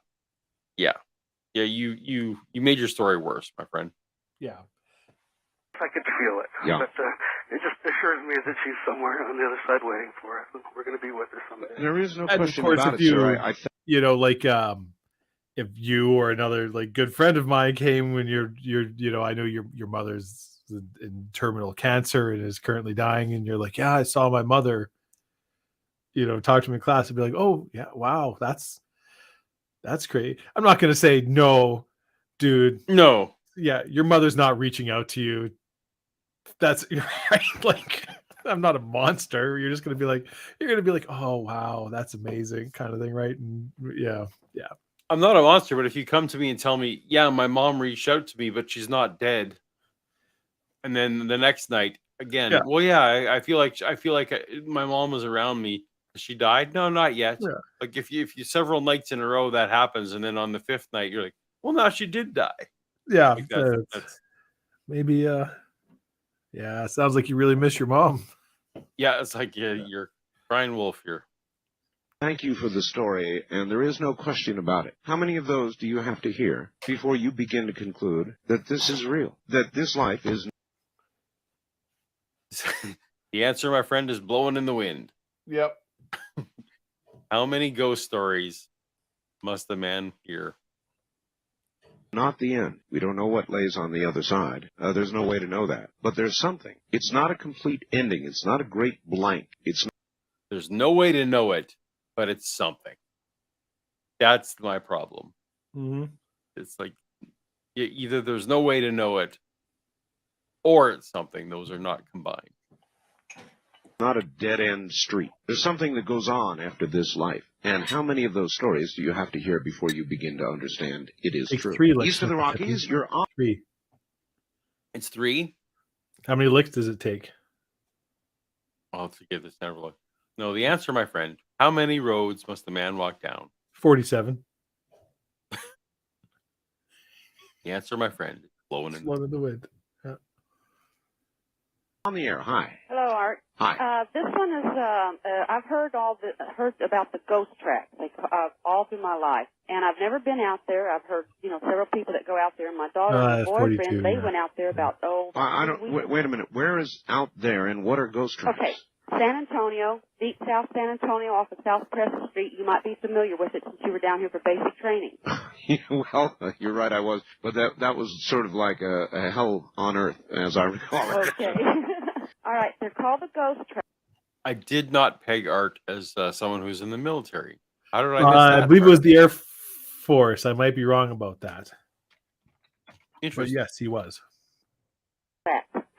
And I had my daughter research it, and it turns out that in the 1940s, on an afternoon, school bus was taking some kids home that lived down in that area. Right. It was around the old missions, south, around San Antonio River. Oh, yes. South of town. And what happened is, as they were going over the tracks into their little neighborhood, the dang bus stalled, and this darn train couldn't stop in time. They didn't have road crossings back then, track crossings and stuff, warnings. Right. And it hit the bus, and it killed the driver, I understand, and all the children that were left on the bus. Oh, my. So I had my daughter and her boyfriend show me how to get out there last Saturday just to go see, before I gave you a call. And she researched it, and we went out there, and you go up across the tracks, and I was very skeptical. I was looking at the lay of the land and everything. Right. And there's a level area right there in the road, and it's level all the way to the tracks, and you can see where the tracks are above the road. So I thought, okay. So I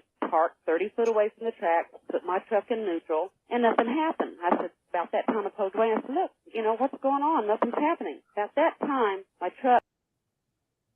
Am I just too far gone? What was supposed to happen? Nothing. So far, when she puts her car in neutral, she's like, and nothing happened. What was? Okay. All right. I haven't heard good. Nothing so far that it's maybe This is good to hear so far. Okay. We need some more details in the story. Perfect. Yeah. Starts getting pushed. I mean, that's the only way you can describe it, is pushed. Well, no, your truck was pushed? My truck was being pushed.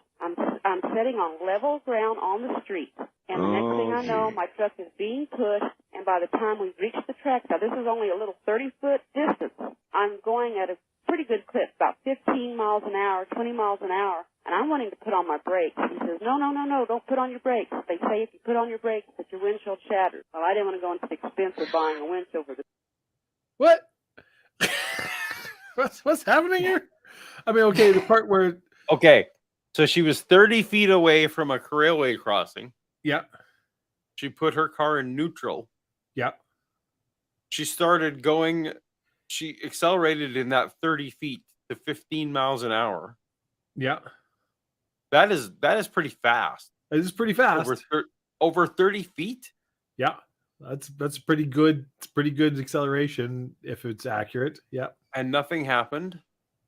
And then she was getting pushed. And there was also a train also going by right now. Why? I don't remember anything about maybe there was a train coming. Was there a train she mentioned? I don't remember there being a train. I'm not sure. I'm wondering if that's where this certainly wouldn't want to hit my brakes if there was a train coming.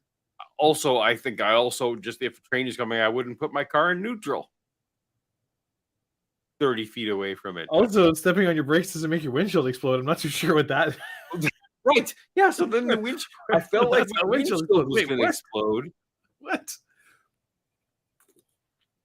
I think that we don't have enough information to know what this story is. No, and I mean, I'm just assuming that she's talking about a manual transmission here. That she's I'm in assuming, neutral, right? Yeah. That's not just That's benefit of the doubt on our part for sure. Yes, he was a medic in Vietnam. That's right. Now I remember. Titan Uranus. Art Bell served in Vietnam. He was a medic. Gotcha. Did not know that. For some reason, I missed that. Truck, so I didn't. There were about 5 or 6 other cars that had been there ahead of us. And the deal is people go over there and they will put baby powder on the trunks of their cars. We made another trip. Why do they put baby powder? Good question. Thank you. Yeah. I am starting to think I lose. As one does. Yeah. We were just there was 5 or 6 onion tied around her belt, which was the style at the time. The legend is, or the story is, that's why they call it the ghost tracks, that the children, if you so she never answers the powder question. Yeah. No. the ghost tax was baby powder on your trunk? I guess. There, that they will push you over the tracks. And I swear to God, Push you over the tracks. they Now, push you over the tracks. there was not a train coming, was there? No, there's no trains coming. All right, so what you think is going on is that the spirit of these children doesn't want to ever see anybody ever get stuck there, and they push you over. That's the only thing I can figure, because there are handprints in the powder on the trunks of the cars that were there. I've got you now. That. Oh my goodness. Okay. Okay, so now that's we came actually back. Yeah.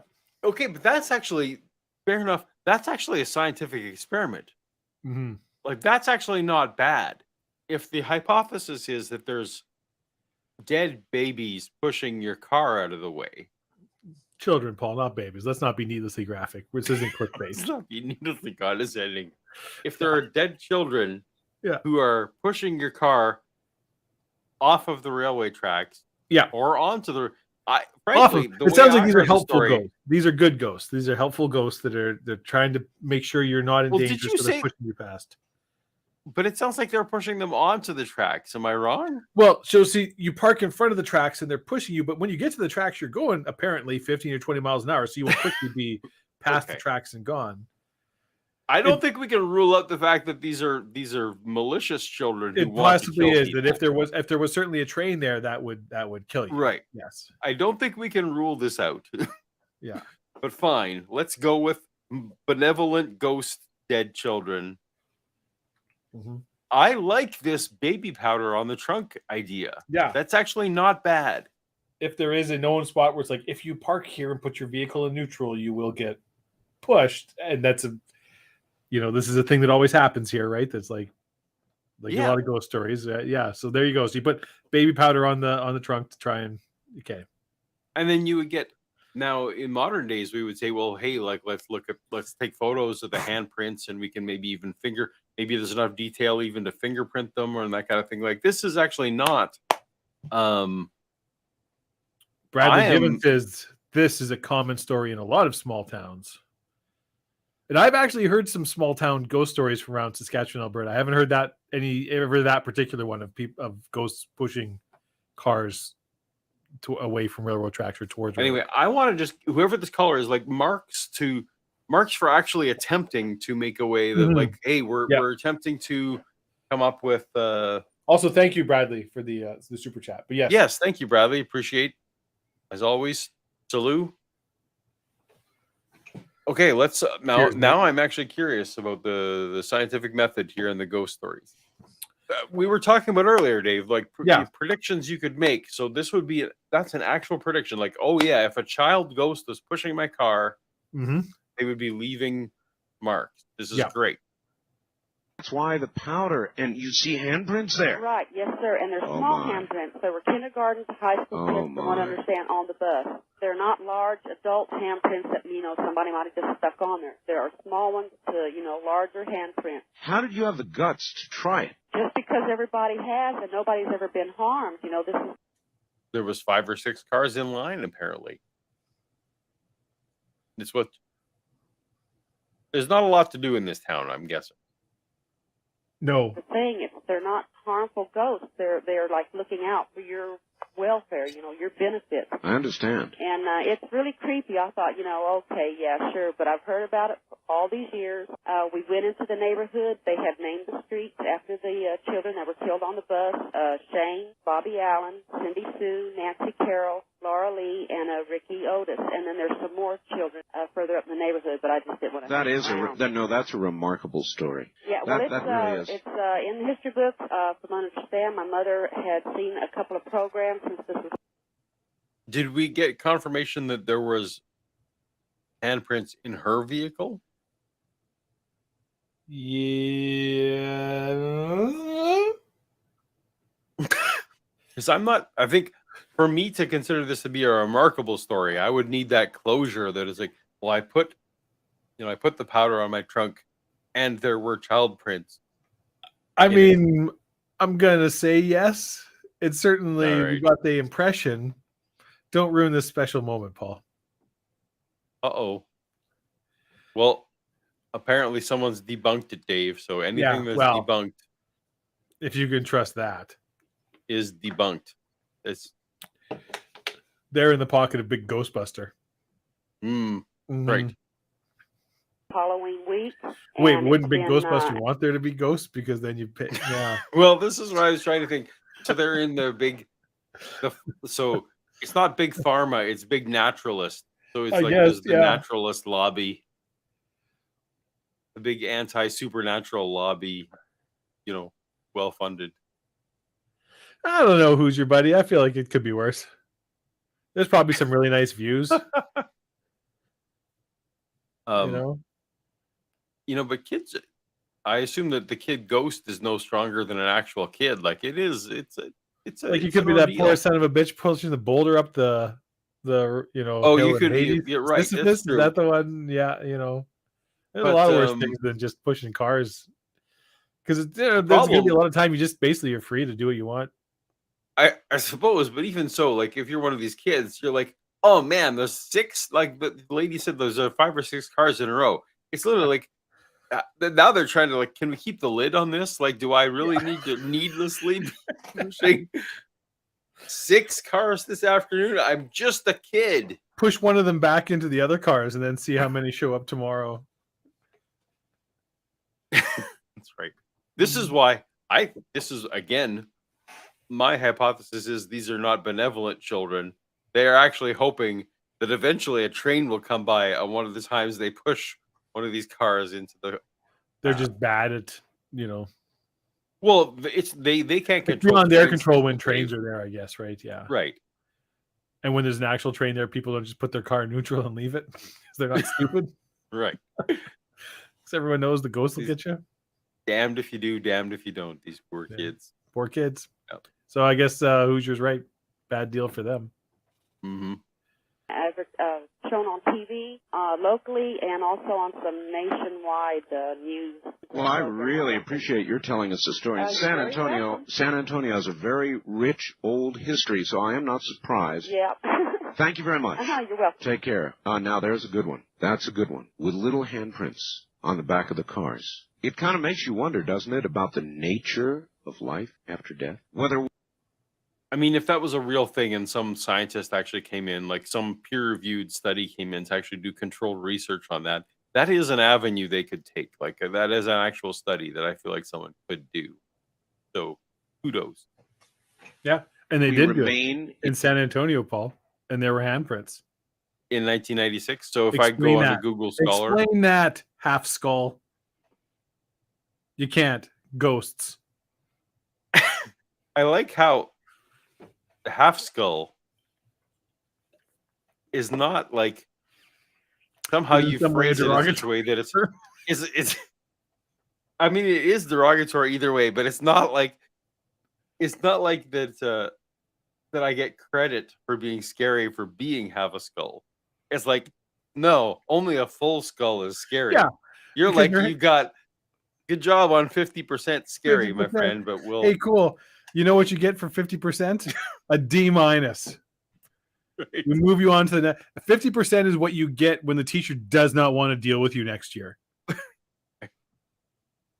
Come back when you're Nick Cage doing Full Skull with the flames. Yeah. Then we'll talk.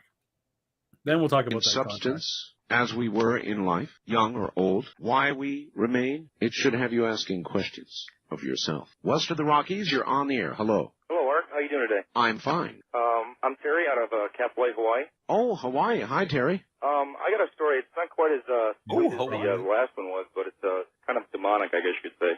Well, it was sweet. The last one, in a way, was sweet, and it indicates one thing. You never go full skull. You say yours is demonic. Yeah. All right, go ahead. It didn't actually happen to me. It happened to an aunt of mine. My mother told me the story. Yes. There was a time. This is immediately makes it better. It didn't happen to me. Happened to my aunt. My mom told me. Not my aunt told me. My mom told me about my aunt's stories. This is going to be good. I already know Art doesn't like this because this is not the spirit of what he wants for this show. No, this is this fourth hand bullshit. When they were all young, about I guess between 10 and 15 years old. Is this in Hawaii, by the way? No, this is in Ohio. All right. Okay. She This is getting worse. This deal's getting worse all the time, Dave. Mm-hmm. Yeah, this is really taking a bad turn. If something, if this would have been happening in Hawaii, where at least there's volcanoes and stuff. So my mom's sister told her that she had done just a shit ton of peyote. And anyways, I was told by my grandmother to go down into the cellar, and at that time the cellars were not, nice cinder blocks or anything like that. There was just dirt. She was told to go down to the cellar and get some potatoes for dinner. Well, she didn't want to. She's been kind of rebellious, I guess, and she got yelled at. My grandmother said, get your butt down there and go get them. Yeah. Well, you know how kids are. She was walking away. She was going down the stairs to go down to the cellar, and she was cussing and saying, go to hell. Not saying nice things, yeah. Kids these days, Dave, they won't fetch the potatoes. Yeah. The cuss and swear. Right, exactly. I like how Art was quickly, you don't need to swear on here. We're moving on. Yeah. And she went down there, and she's, picking up the potatoes and putting them in a basket and whatnot. And she hears these footprints behind her. But they're more like what you would imagine the sound of, like, Frankenstein walking up from behind you. The thud kind of a thing. Well, she turned around. Thuds are bad. Why would Frankenstein's footprints be different? And first of all, so it's not footprints. Because everybody knows scientists wear very loud shoes. Is it because do we imagine that, and it's not Frankenstein, of course, it'd be Frankenstein's monster. Oh. Do we imagine him wearing basically orthopedic shoes of some kind that we think that this is? I mean, I imagine his legs were different lengths. Hmm. So he probably did have some kind of. Or was he just heavier? Or was it? Guy. Frankenstein's a big dude. Big dude. Big dude. Yeah. Gotta be 6.5 feet tall. Well, she turned around and she screams at the top of her lungs. She goes running up the stairs. She's crying and she just, she looks like she just saw a ghost. Yep. Well, my grandmother's asking her, what happened? What happened? She said, I just saw the devil. And she's describing him, he was, like 7 feet tall, whatever. And, my grandmother's scolding her for telling a lie. Did he look like maybe a cow? A cow who was telling you a story? I'm also reading this chat from Winston's mom. I've been Googling. There's a 2006 movie called Fingerprints starring Lou Diamond Phillips based on the San Antonio ghost story. And now I absolutely need to. Lou Diamond Phillips doing God's work. All right. I'm going to look this up. I miss Lou Diamond Phillips. Fingerprints. I might have to watch this movie at some point. Yeah, right there. Yeah, like she's really. You found it? Not overly terrifying. It does have some suspenseful moments. That's the official review right there. I feel like the poster is somewhat misleading in this, and that it's a. It certainly makes it look more chilling than. I'm gonna see. Let me find this. Pull up my phone so you can see the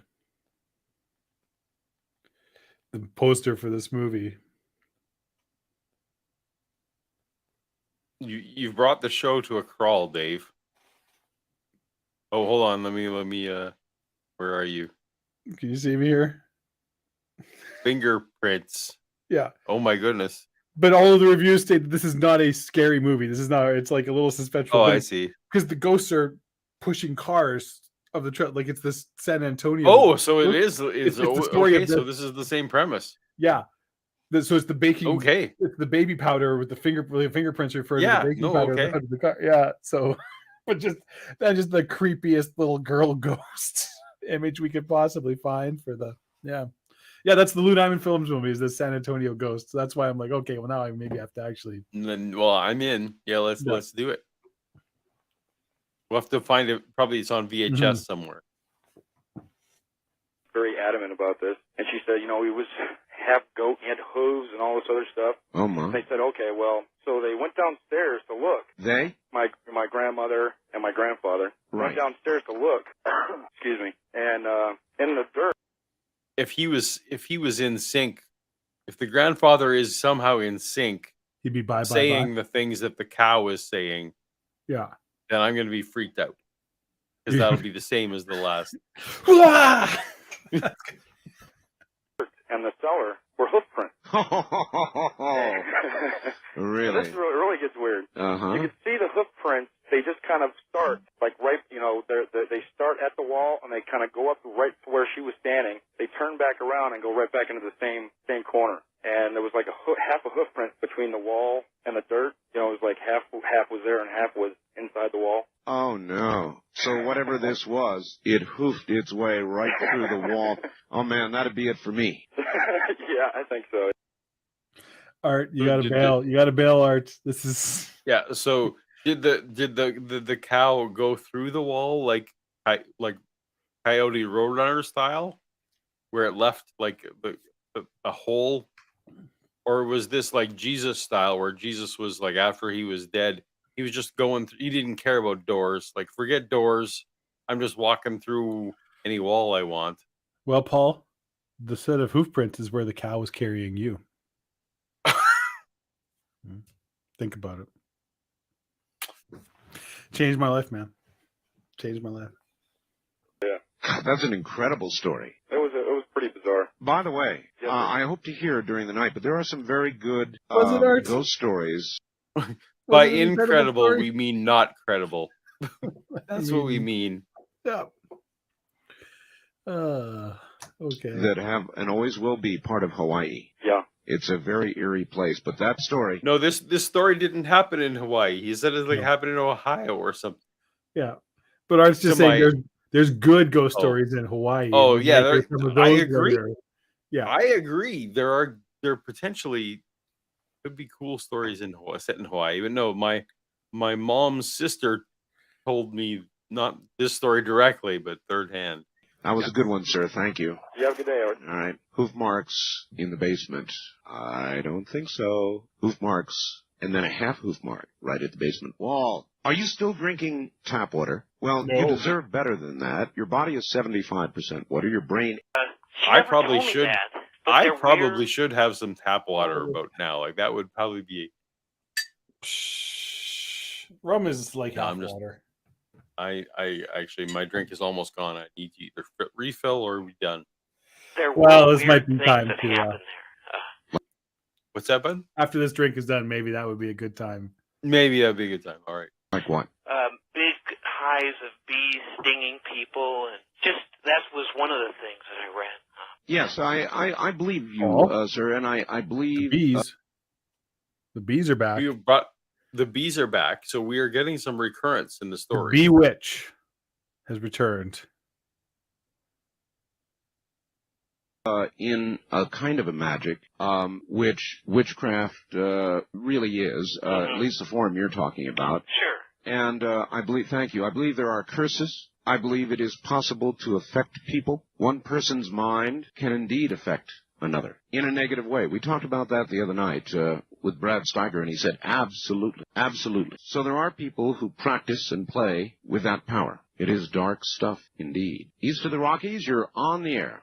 Hi. That guy just got no shrift whatsoever. He was just like... Yeah. Yeah, I've got a ghost story for you. All right, that's what we want. Where are you calling from? Janesville, Wisconsin. Wisconsin. All right, go right ahead. Yeah, when I was about 15 years of age, I lived over in southwestern Minnesota near Pipestone. Yes, sir. And they've got an Indian reservation, around that area. And a bunch of friends and I were out camping, and we're kind of around by a small little lake. And during the night, we started hearing, horses and these war cries. And so, we got up. Wait, did I somehow send us back to the earlier in the show? Maybe I accidentally, because that's absolutely the previous story, right? Well, but he was from Wisconsin, right? I thought the other one was from like Minnesota. I think I've accidentally. Did you accidentally? I mean, I certainly wouldn't put it past. There was kind of an audio there. Well, that to me tells me that. And that's time. That's probably time for me to, now that I've accidentally made us go back in time in the show. Or maybe, Paul. Yes, Dave. Time. We're just experiencing the time that was before from now in a different way. So we have been using StreamYard for this show for a while. Yeah. I am ready now to. I've been always wanting to get us properly onto OBS, where I have much more features. Which I actually have OBS software installed on my computer. We can. Yeah, that won't help because we only. Yeah. Anyway, I am. I know computers. Anyway, I'm hoping actually to StreamYard is an excellent product for those of you who use it and love it as we do. It's a reliable, excellent product, but it's short on a few features, and one of them is it's not great at managing these source videos. So I am looking forward to perhaps. It seems like people, Dave, they like the show. Whatever it is that we do here. Some people seem to enjoy. Yeah. We have an audience that seems to enjoy hanging out with us on whenever it is that we do the shows. I feel like next time we will.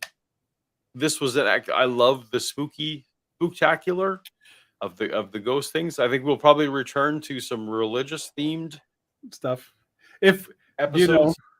If the internet gods smile upon us and we happen to be doing this a year from now, maybe next Halloween we'll maybe it'll become a Halloween tradition that we do a ghost to ghost. Absolutely. Yeah. I enjoyed this one. One of the things I enjoyed about it actually was just straight up Art and his viewers. He didn't have to accommodate some rando guest. So he could either just straight up buy into what the caller was talking about, or dismiss them out of hand. Yeah. So yeah, the power was Art's. All right. All right. Any final thoughts before we wrap it up? Yes. Wash your face before you get Shannon's pillows. I do need to wash my face smudgy. before I ruin any pillows. Mm-hmm. Absolutely. It is almost 3:30 in the morning for where I am in lovely East Coast Canada. We both in Hawaii, we wouldn't have this problem. That's right. If we were in Hawaii, it would be early and it wouldn't even be Friday yet. It wouldn't even be Friday yet. Or whatever I'm pretty day sure it would. Well, no, it wouldn't be Saturday. It's not even Saturday yet where no, it is. It is Saturday where I live, but a lot less of it. All right, Dave. Well, it's always a pleasure, my friend. Thank you to everyone. I got a question for you. You might not be able to think of this. If we are traditionally, we do this every 2 weeks. Yes. I guess I already know the answer to this question, even if I ask it, because it's not the time change is coming, and it's not a big deal anywhere else in the world except where I live, where we don't change our clocks and it screws everything up. Correct. You are the. So I will just have to live. I will just have to adjust my schedule to coincide with the rest of the world. Well, it'll mean that you start an hour later, right? For my personal. Yeah, I'm inching closer to you in time, not farther away from time. Yeah. Yeah. So that means that you just have more time in your evening to prepare yourself. Mm-hmm. Yeah. It also means you have to stay up later, but that means that we're more in a similar boat. Yeah. So, perfect. Oh, all right. Wait, I got to do my sign off joke. Okay, we need a sign off joke. We need a sign off joke. A Halloween joke. Hey, Paul, I need you here for this. Yes, Dave. All right. Did you know that I used to work in a factory making decorations for holidays? This is new. I did not know that. Tell me more. I, in fact, worked on the production line making plastic Draculas for Halloween. And it was interesting work, but it was very stressful. There was only 2 of us, so I had to make every second count. Fair. There he gets it.